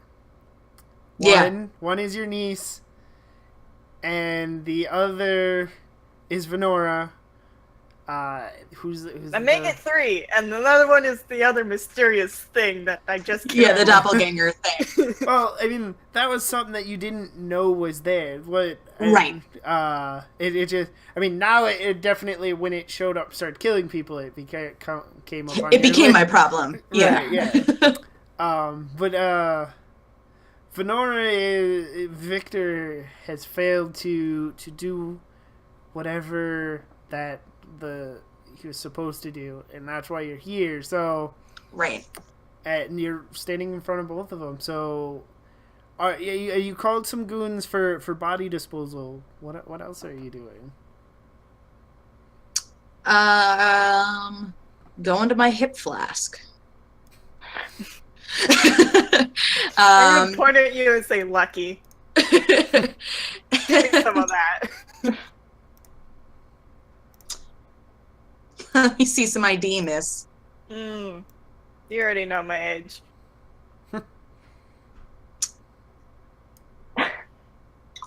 Screw you. But yeah, I'm just gonna kind of survey them. Does Narcy appear in any immediate danger from Venora? Probably not. I wouldn't think so. I mean, that's what are you doing, Venora? Are you trying to comfort her, or? No, I'm just sitting next to her, slumped over, and then after she refuses to give me alcohol, I flop over on my back like, ah. Like, I may be a murderous asshole, but I am not a murderous asshole providing alcohol to underage children. You're a responsible murderer. Yes, ethical. There's a line in you. That's where you draw it. That's my line right there. Underage drinking.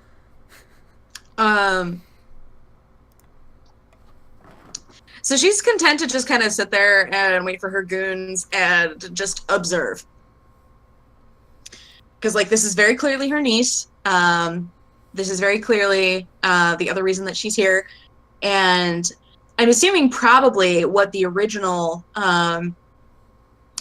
Monster Hunter family thing was to either, like, neutralize or return significant information on the Mohans. And Victor has failed to do that, so now it's my turn to at least maybe observe a little bit. Yeah, and I mean that makes sense. I mean, because I would assume that you have a code, right? So, like, you're not just running around and killing. Yeah, I'm not, like, willy-nilly murdering teenagers. And, right. like Venora did me a solid. She, I'm sorry, am I using the right pronoun? Yeah. For Venora? Okay. Yeah. Sorry, just double checking. No, it's okay. I'm not used to that question. So, yeah, like, not gonna murder Venora because Venora did her a solid. So. Right, and I mean, like I said, you probably without cause. Right, there's a code. You're not just gonna kill innocent. So, like, even though they're werewolves, they're probably there. You want to determine whether or not, like, werewolves are definitely read in the ledger, but, like, not out and out outright murder. Right, if they're not kill on sight. If they're not killing innocent people, you can let it go, kind of thing. After a few minutes of just kind of, like, sitting there and, like, not being in any pain, I want to look over at Ada and ask her, why were you following me? Why'd you get here? And how'd you know that it was a doppelganger? You have many questions. I have several answers. I'm not sure if you're going to like them. Listen, I felt like I was dying. Literally, I was practically dying. I just saw my friend kill herself. Hit me.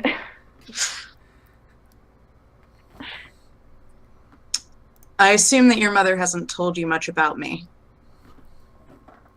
Nope. I am your Aunt Ada on your father's side. Okay. I didn't know that. So is that who that guy in the leather jacket was? Because, like, he just kind of, like, showed up and then left. That's pretty much his MO, yes. All right. So, like, what's with him? You're remarkably calm about this. Sorry, I just, like, heard something. My mom came in to, like, ask me something. So, what's his deal, and what's your deal, and why now? His deal is his story to tell. My deal, you come from a long line of monster hunters. Oh, crap. All right. I'm gonna get up and start leaving. It's like, nope, I'm out. Well, that's probably not a bad idea. Please. How do you do that? Because you're currently covered in blood from ripping out the forest. I'm going through the forest. I know my way around the woods. I'm okay. Just leave. All right. And because you did me a solid, I'm gonna let you go. Okay, at this point, I think I'm not listening to you. I'm going. at this point, I think Victor and a couple of the goons actually do show up. They're on their way. They're nearby, but they're not like right there in the conversation yet. Right. Okay. And it's basically, why now? Because you're almost of age. Cool. Alrighty. That's a very paranormal TV show kind of statement. Where do you think they got the source material from? That's so is Victor, how far away is Victor at this point? I'd say probably 10 feet away right now. Okay.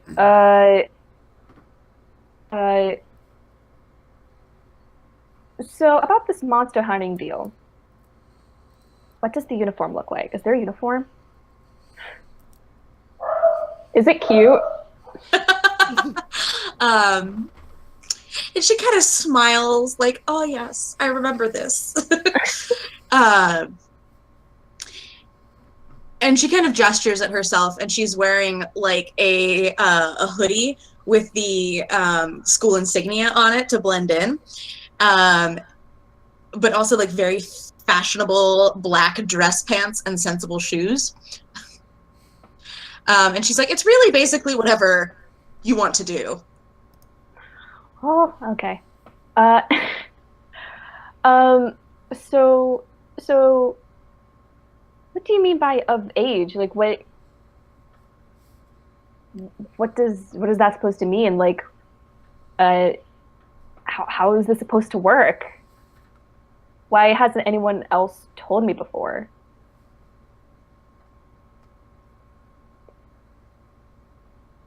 Your father wasn't exactly forthcoming about your existence. Oh. I see. But But ever since we found out about you... Sorry, go ahead. What happened in there? Because what happened on... Why hasn't he, like, tried to contact me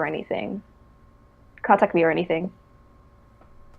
That's a question for Victor. Why haven't you tried to contact me? We didn't want to intrude. On what? You have a life here. I mean, just barely.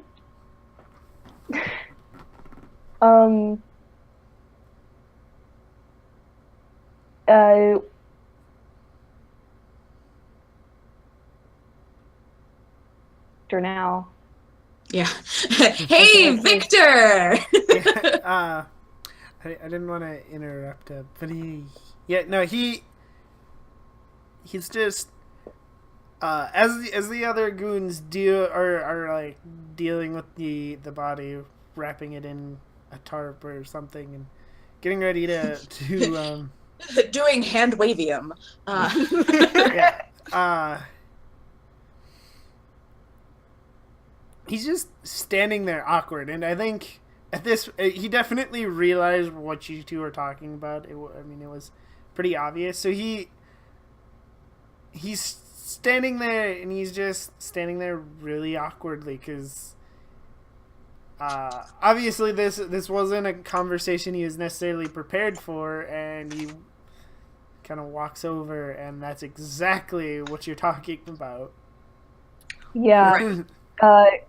Because by the end of that conversation, I just kind of go quiet and I turn towards him. And the last thing that I'm going to do is I'm going to hand her a card with my contact information on it.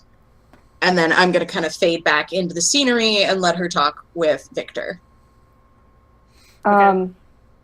I just kind of hold the card in my hands. I don't really look at it. My focus is still on Victor, but it's just kind of a glassy look towards him.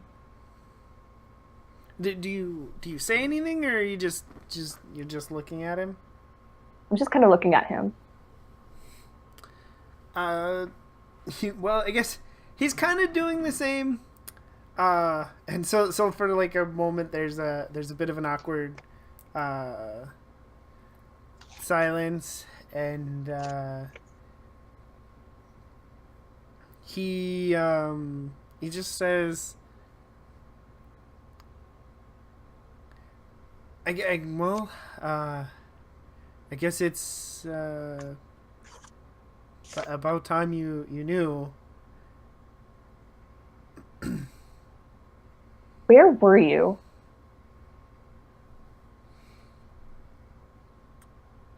What do you mean? Where was I? You were. I've never met you until just the other day. And even then, you didn't say anything to me. Some of that was for your mother. She wanted to keep you away from everything, and I didn't know how to convince her that you would always be a part of it, no matter what she did. But she wanted to keep you away from the monster hunting, away from all the danger, and I thought it best to try to honor that. And I know it doesn't make much of a difference, but I was never very far away. As best I could, I was always in the background. He's just kind of stuttering. He doesn't know what to say at this point, so he just kind of stutters out a little bit. Yeah, at this point, I just kind of look down to the ground. I don't turn my back to him, but I do turn slightly away and just kind of stare into the wilderness.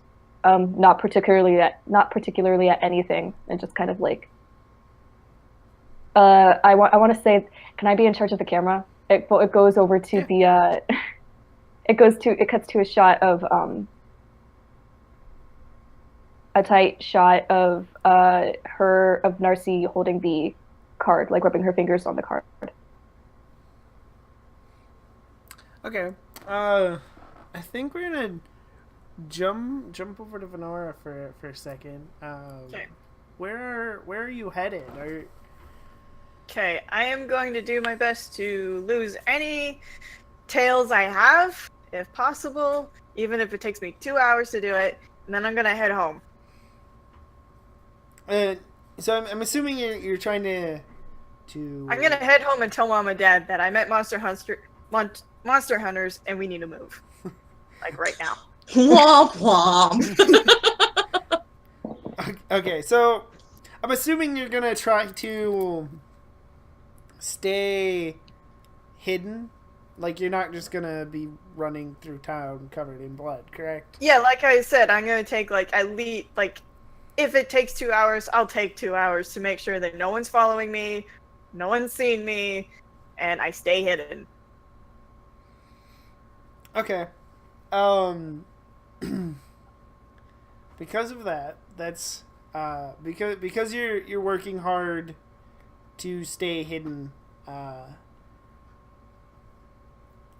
You're kind of skirting the outskirts of town, sticking to the shadows, and as much as possible hiding in the woods or fields. The woods are my home. I know it very well. And as you're crossing this field, there's a section of woods probably not too far from your house, and when you step in it, you you like the hairs on the back of your neck, like they feel like they're standing up. Like so something is definitely here with you. Okay. I'm trying to decide if you would see it quite yet or not. I think if you keep going into the woods, you'd probably catch a glimpse of. How close do I feel like it is? If I put a number on it, you'd feel like it's maybe like the 20 feet away or something. Like it's Okay, not close. It's just kind of obscured in the dark in the woods. I'm going to keep my senses open and keep doing my routine of trying to lose any tails, including that one. Okay. For let's just see how good you do and whether or not it notices. Is roll me a quick sneaky roll. Both? Just a sneaky. Sorry.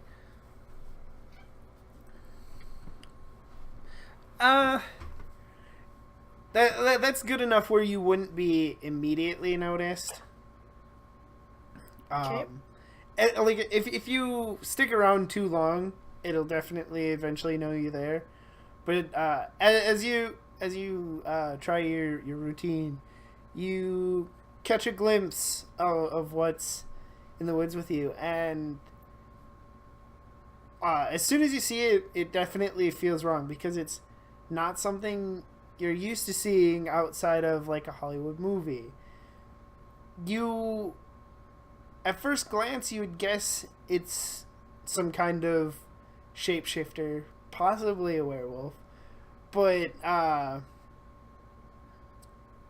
most werewolves can barely shift into a full wolf, but this one seems to be some kind of weird hybrid, literally straight out of the movies, and it's gigantic comparably. It's like 8 feet tall, and it is huge.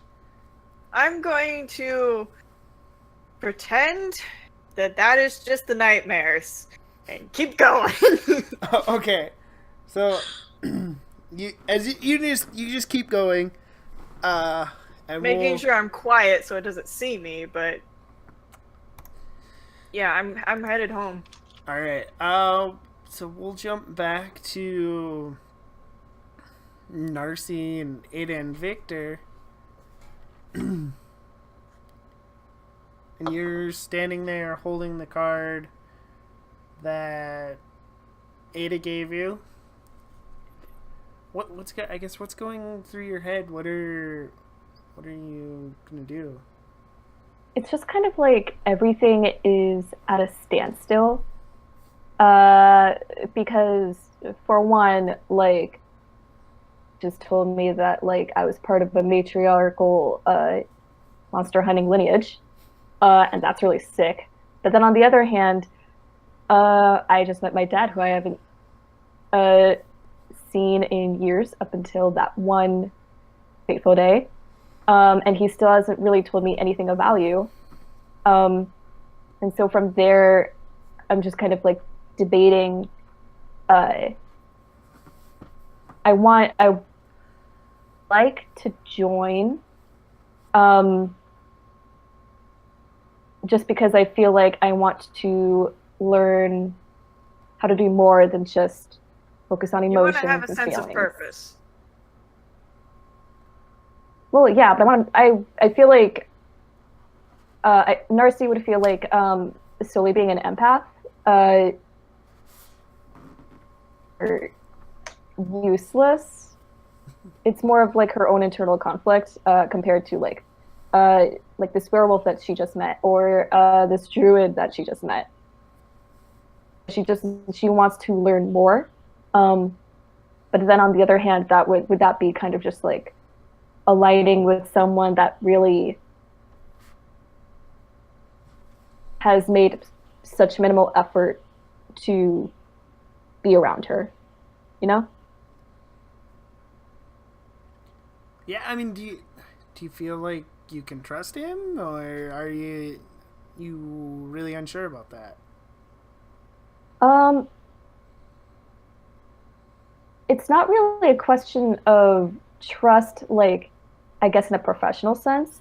It's just more in a relationship kind of like familial kind of sense. Like that's where she's unsure of him. Okay. I think as this is kind of going through your head, and he's actually, I think he's gonna reach out a hand, like to put on your shoulder, and he's gonna say, I'd like to try to make it up to you if there's even the smallest chance that I can.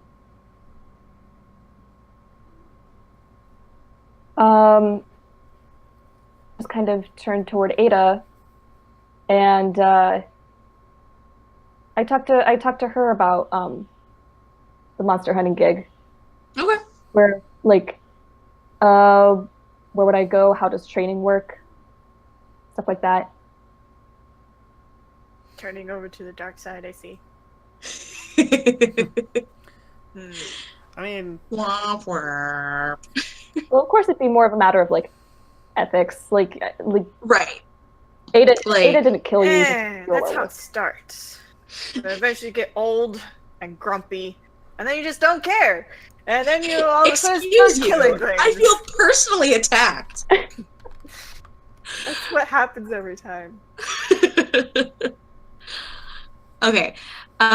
So yeah, monster hunting gig, you probably, I mean, like, correct me if I'm wrong here, but the way that I envision this going is that, like, you're assigned a mentor, kind of like, you know, a Giles to your Buffy. And,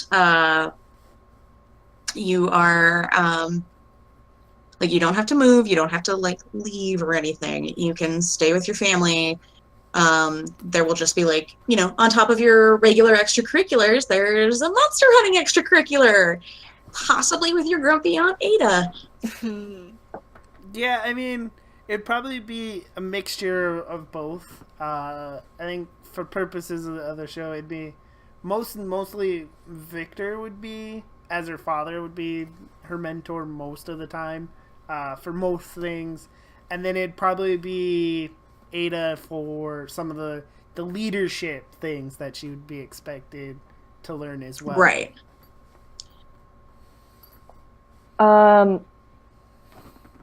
So yeah, that. I understand that, but like it's a matriarchal line. Is there like a roundabout way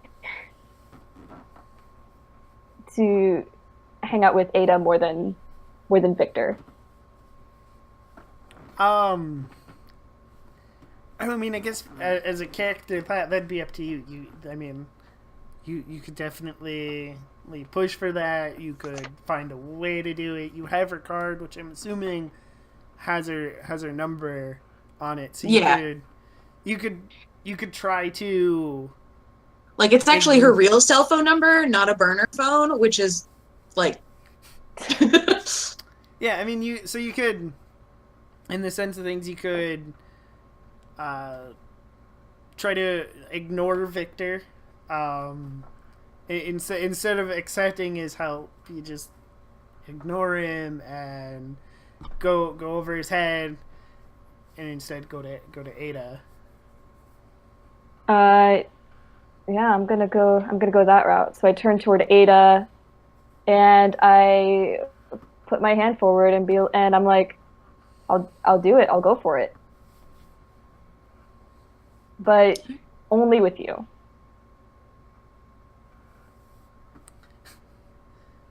Well, When you say that, Victor certainly looks defeated. Looks like a dejected puppy. Yeah. you just kicked a puppy. It's like my only joy in life. Gone. Oh well.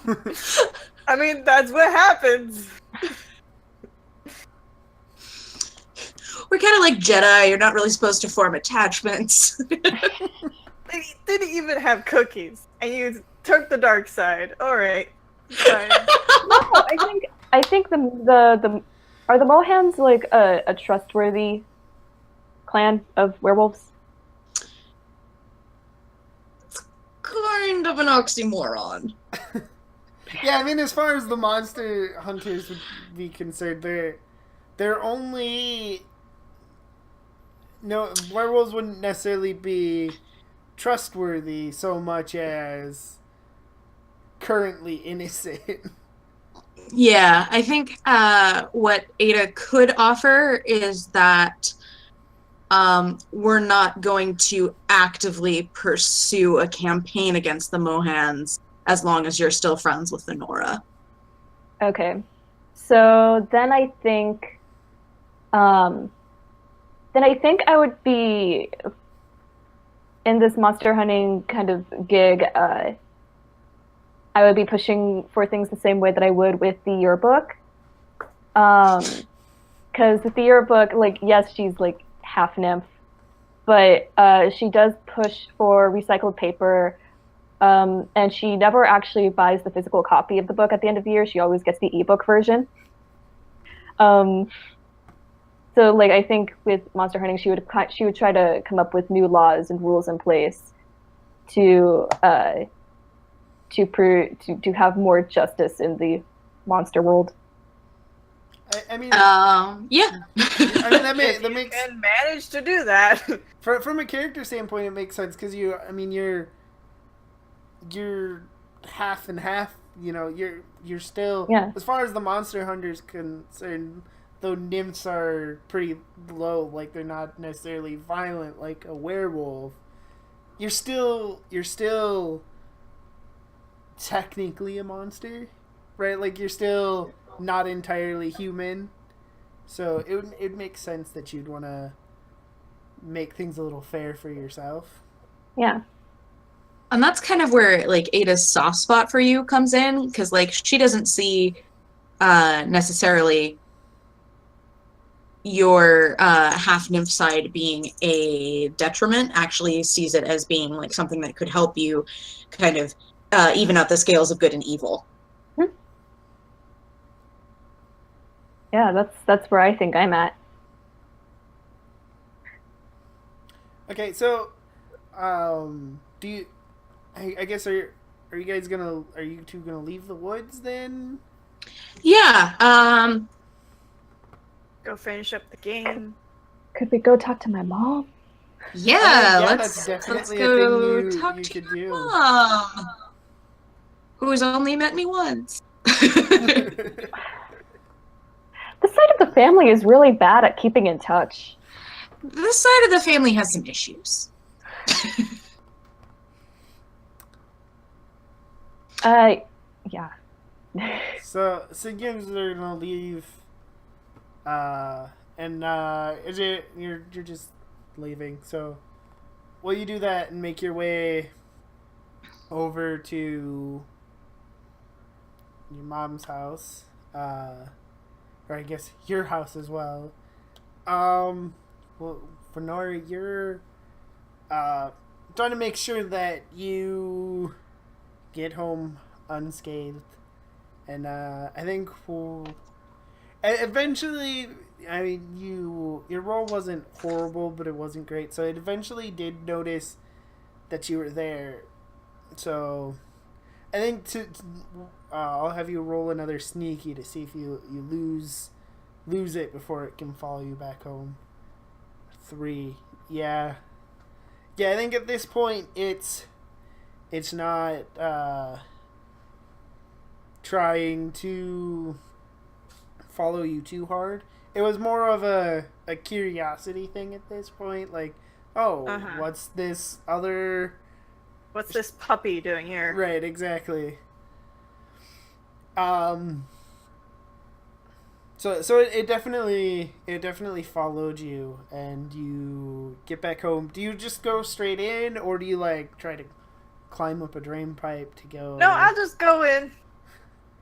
Okay, so when you walk in the door, I'm pretty tired. I'm really tired. You're tired, and your mom peeks her head out of the living room and immediately panics because you're covered in blood. So it's, oh my god, are you hurt? What's wrong? Fine. It's fine. It's not mine. Well, actually, yes, it is, but no, it's not.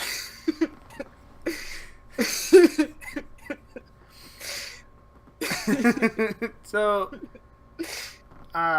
she It's like, not seeing any like wounds. She's gonna calm down slightly, but now she's confused because you said it wasn't yours, and then it was, but wasn't. So she's confused. guys, where's Dad? He's in the living room watching TV. Get him, please. She just yells out, Finn, get in here.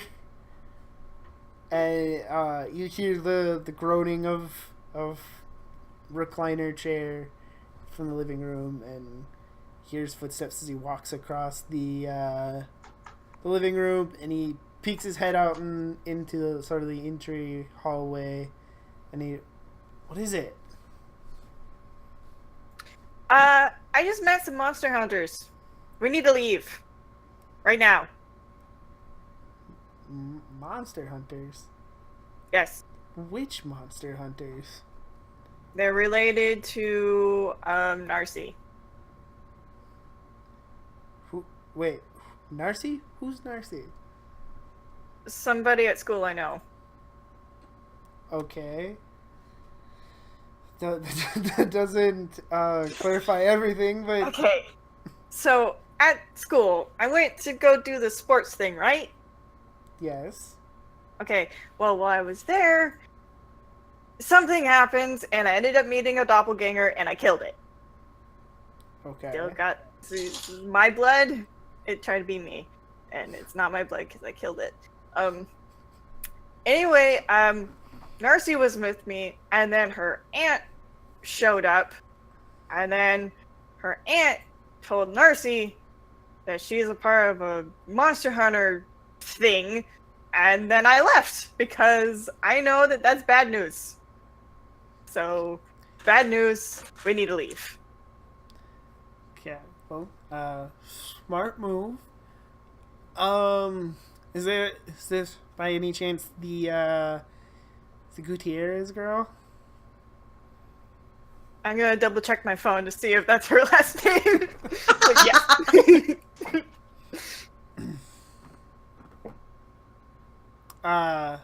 I mean, yeah, that's the name you have in your phone. So, do you just say yes? Mm-hmm. Okay, and he's gonna sigh, and he's just gonna go, oh, the whoop, and Sorry. He's gonna what? he sighs, and he says,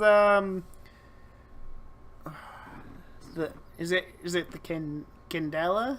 Is that how you say it? Mm-hmm. Okay. Candela clan, we've known that they've been lurking around the area, but as far as we know, we're fine here. They haven't caused any trouble. Okay, what are we gonna do when they come knocking on the door? That's Because they will, pretty soon. They just met me! And I just killed something! he he sighs and he's like, it's not entirely my choice. I could talk to Peter and see what he thinks, but he doesn't think they're a threat. Did they try to hurt you? Did they do anything to you that would help me convince him we need to run? No. It's old and grumpy.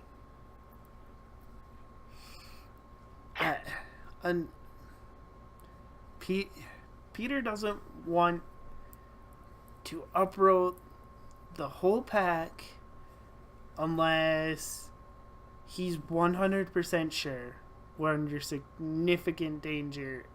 We've been having this conversation for months now with him. As long as we seem to be safe and everybody's coexisting, he's under the impression that there's going to be Monster Hunter clans all over the place. And as he puts it, not all of them are as ethical as the Candelas, in which case we should stay put until there's a conflict. Alright, well, if they come knocking on the door, at least let me be there, okay? Please. Of course. Thank you. I'm No. gonna go get my blood off. Go wash my own blood off. He nods his head and make sure you get some sleep tonight. Sure. And good luck on that. as you That's not happening. as you're walking. Nightmare. Yeah. As you're walking, I have some serious PTSD. as you're walking away, your mother just calls after you, who don't wake your brothers, please. Okay. Sure. Alright, so you head upstairs and go to wash off all the blood, and we'll jump cut over to Narcy with Ada. And at this point, I would assume that some of the goons like followed you in another vehicle or something, so they're just kind of sitting outside as Narcy and Ada go inside. Your mother's probably just sitting on the couch watching TV. Probably a little shocked that you're home already, considering that The game's not over. Yeah, the game's not over. Is there anything you say when you walk in the door, or? I just go, Mom, we gotta talk. She gives you a puzzling look, as parents do, and then she turns out the TV and she's about what? I feel like this is my cue to step in and be like, been a while. If that's what you want to do. Yes, that is exactly what I want to do. Because old and grumpy and gives no fucks. Okay, so you walk in, say, been a while. She starts and she stands up quickly. Not entirely sure what's going on, why you're here. And she's gonna look right past Narcy and just, you're not supposed to be here. She's almost of age. No. I had a deal with Victor that this wouldn't happen. Victor's not in charge. That's no. This has nothing to do with you or your chain of command. That this is about us as parents. Seems to me it's her choice now. The thing of that she's gonna acknowledge that Narcy's standing there. She does look a little, I wouldn't say angry, but probably annoyed that this is happening. What's a look on your face, Narcy? I just kind of, I just go, I'm simply interested, and I would like to know more about myself. if that's all right with you. Her shoulders kind of slump, partly because she can't really argue that a whole lot. It's a pretty good argument, and I think she's gonna look back at Ada and say, can I at least talk to her, just me and her? Of course. And I'll step back out onto the porch or wherever, outside somewhere. Or organize your goons or something. Yes. See if I get any other intel reports from the people that have remained at the game, that kind of stuff. I mean, yeah. If you call over there, they'll. Yeah, she'll make phone call. They'll if you make the phone call, one of the goons will answer, and he'll tell you that they found a couple more bodies, including the teacher.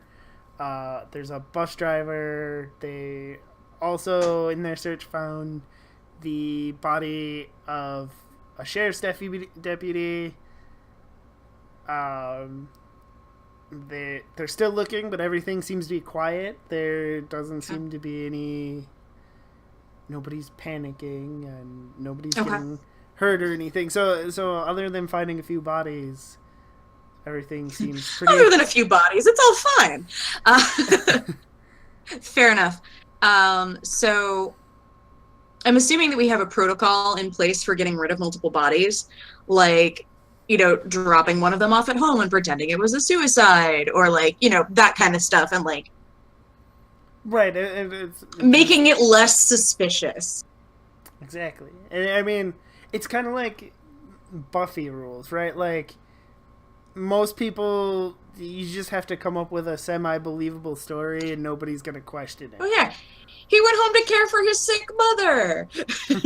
Right, exactly. Tripped over and fell. Yeah, yes. That's what happened. He tripped on her fell onto my knife. Fell onto my knife 10 times.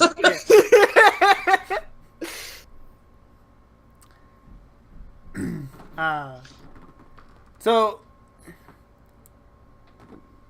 Narcy, inside, do you have any specific questions you want to ask your mother?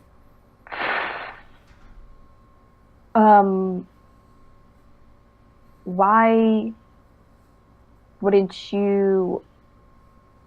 you keep this separate from me? Because I understand that we are technically monsters, but we're very low level risk monsters.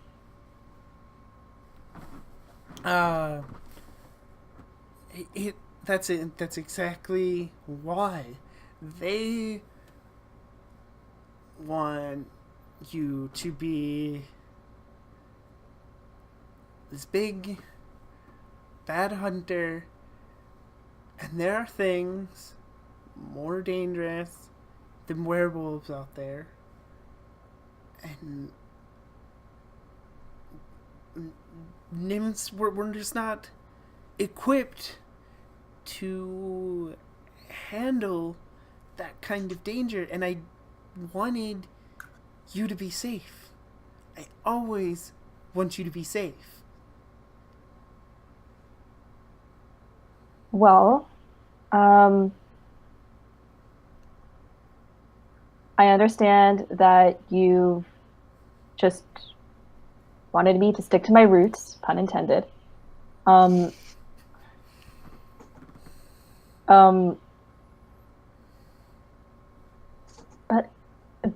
I think we can do more than that. I think with practice and time and effort and training, we can be more than just people who stick to the side. We can be more than just the tree line, you know? She's gonna walk over to you. She puts both her hands on your shoulders and says, mean, of course you can do or be anybody you want. I would prefer that you did it safely. Of course you can be more than just the tree line, but you can do that and be safe too. You know, maybe I don't want to live my whole life being scared of others. You know? If a mere mortal, like Victor, could do something like that, I have an advantage with my own empathy powers. I have an advantage being understanding nature and understanding wildlife. I can have the upper hand, and if I were to learn how to stand on my own, then I'd be practically unstoppable. I wouldn't have to be tucked away safely.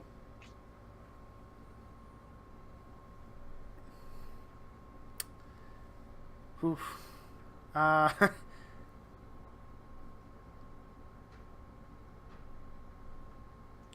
think she just hugs you? Because, I mean, I honestly, I don't know what to say that would make a good argument against it. I mean, you know, a lot of ways I feel like you're pretty right here. She's smart enough to know that. But I think she's just gonna hug you because she's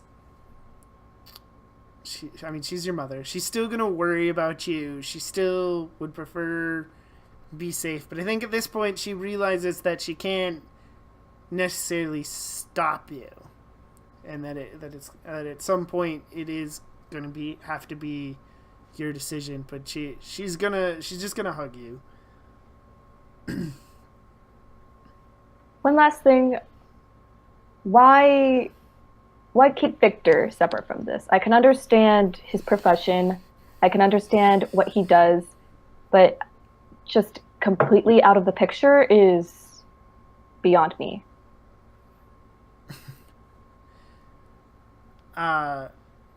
She's gonna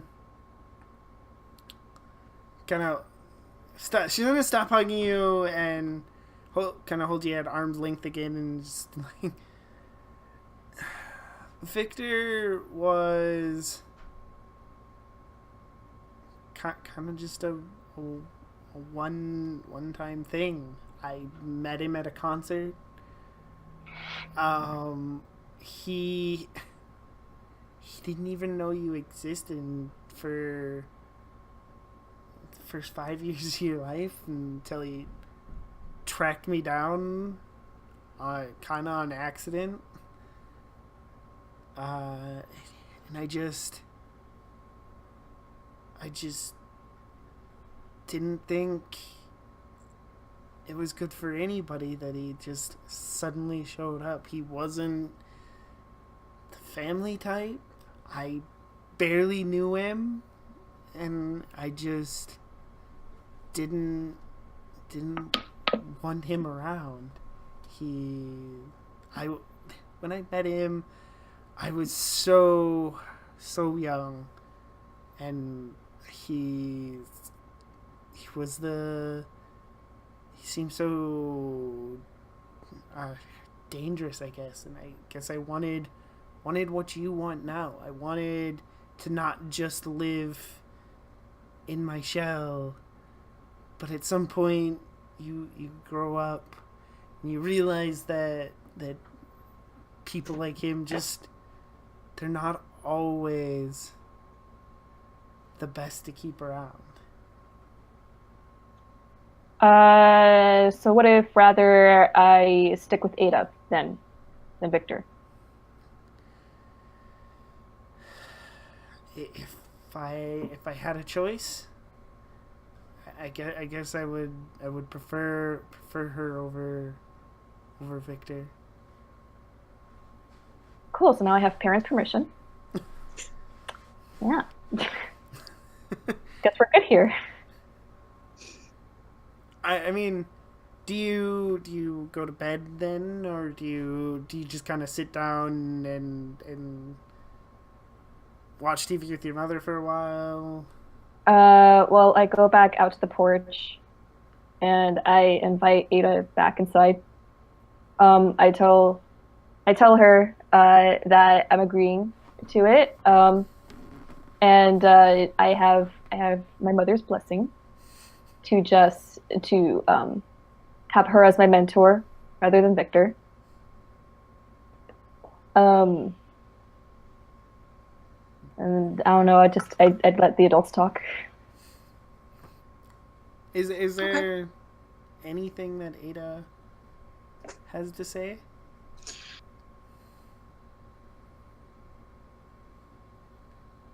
To Narcy's mother, just, I promise I'll keep her as safe as I can. That that's all I ask. It's all I ever wanted. And just like kind of that unspoken moment of like, I will take care of her. I am taking charge of her. Yeah. Okay. I guess it's up to you. Do you what does Ada do now? Does she hang around for a little bit? Does she? Yeah, she'll hang around for a little bit. Maybe make hints that a pot of coffee should be brewed. And then as soon as like Narcy goes to bed, or the evening comes to its natural conclusion, she's gonna go back to the hotel and start looking for an apartment in Vonwood. Okay. That makes sense. And as the night is coming to its natural conclusion, it's actually about time for us to wrap up. We're getting really close. So I think how we wrap up is one, we see a couple things. One, we see a kid that a couple of people here met in episode 0, but hasn't been introduced yet. Leaving the game, carrying his guitar. This very, very good looking, cute in the high school boy kind of way, is Drew. He's got his phone out as he kind of walks towards his car. And like nothing untoward happens to him. It's just kind of his simple introduction. But what's important here is it smash cuts to over to Keo, his bedroom at least, and his phone buzzes on the desk, and we see that it's a text message from Drew. We don't know what the text message says yet, but we know that that's who Drew was trying to get a hold of. And the other thing that we, in the sort of cinematic, the television version of what's going on, we there'd be that little cliffhanger at the end, and in that we see the same shifter that Venora kind of came across in the woods, and they're walking into like an empty industrial parking lot, and as they do so, there's two others that look almost identical, except for they're slightly shorter.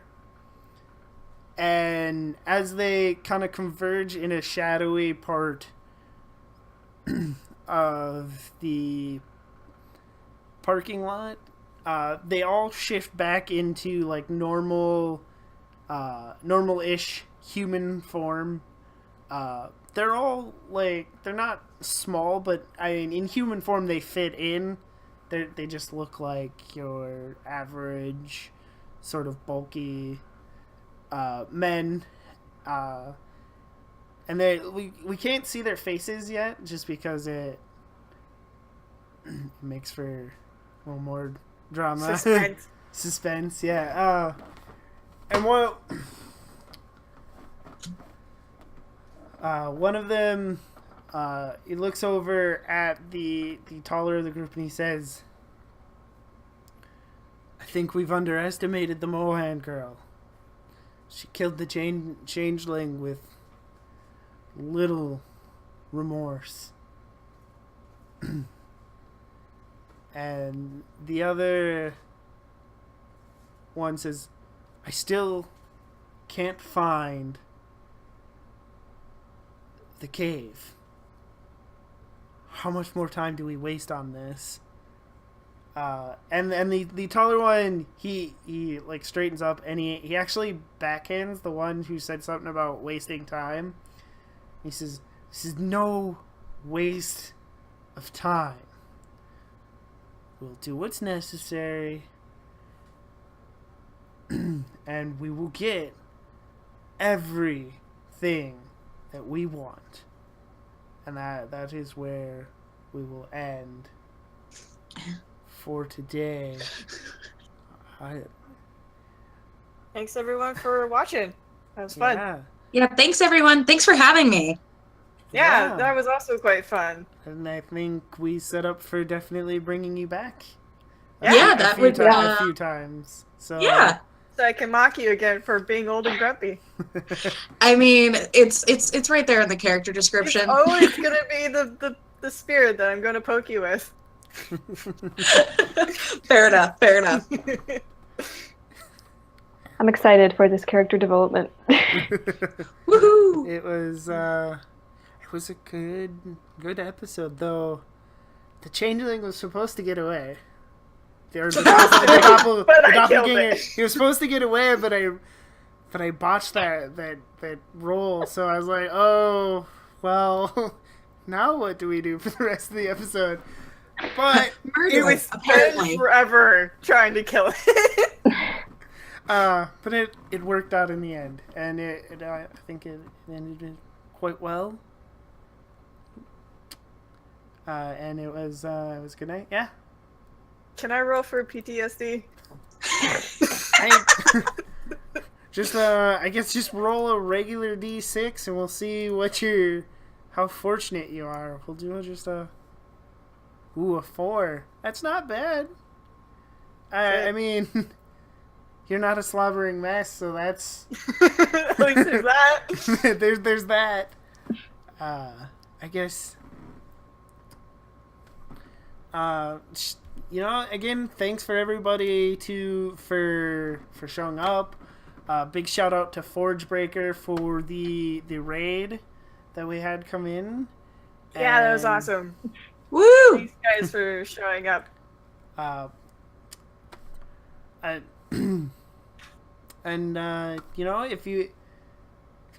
anybody's feeling up to it, of course, if you're not already part of the Discord, the link is actually in chat right now. Go ahead and join up, and you can come hang out and maybe join the cast as well if we need more guests. And it was a good night. I don't know if anybody else wants to shout themselves out and tell what they do on the internet.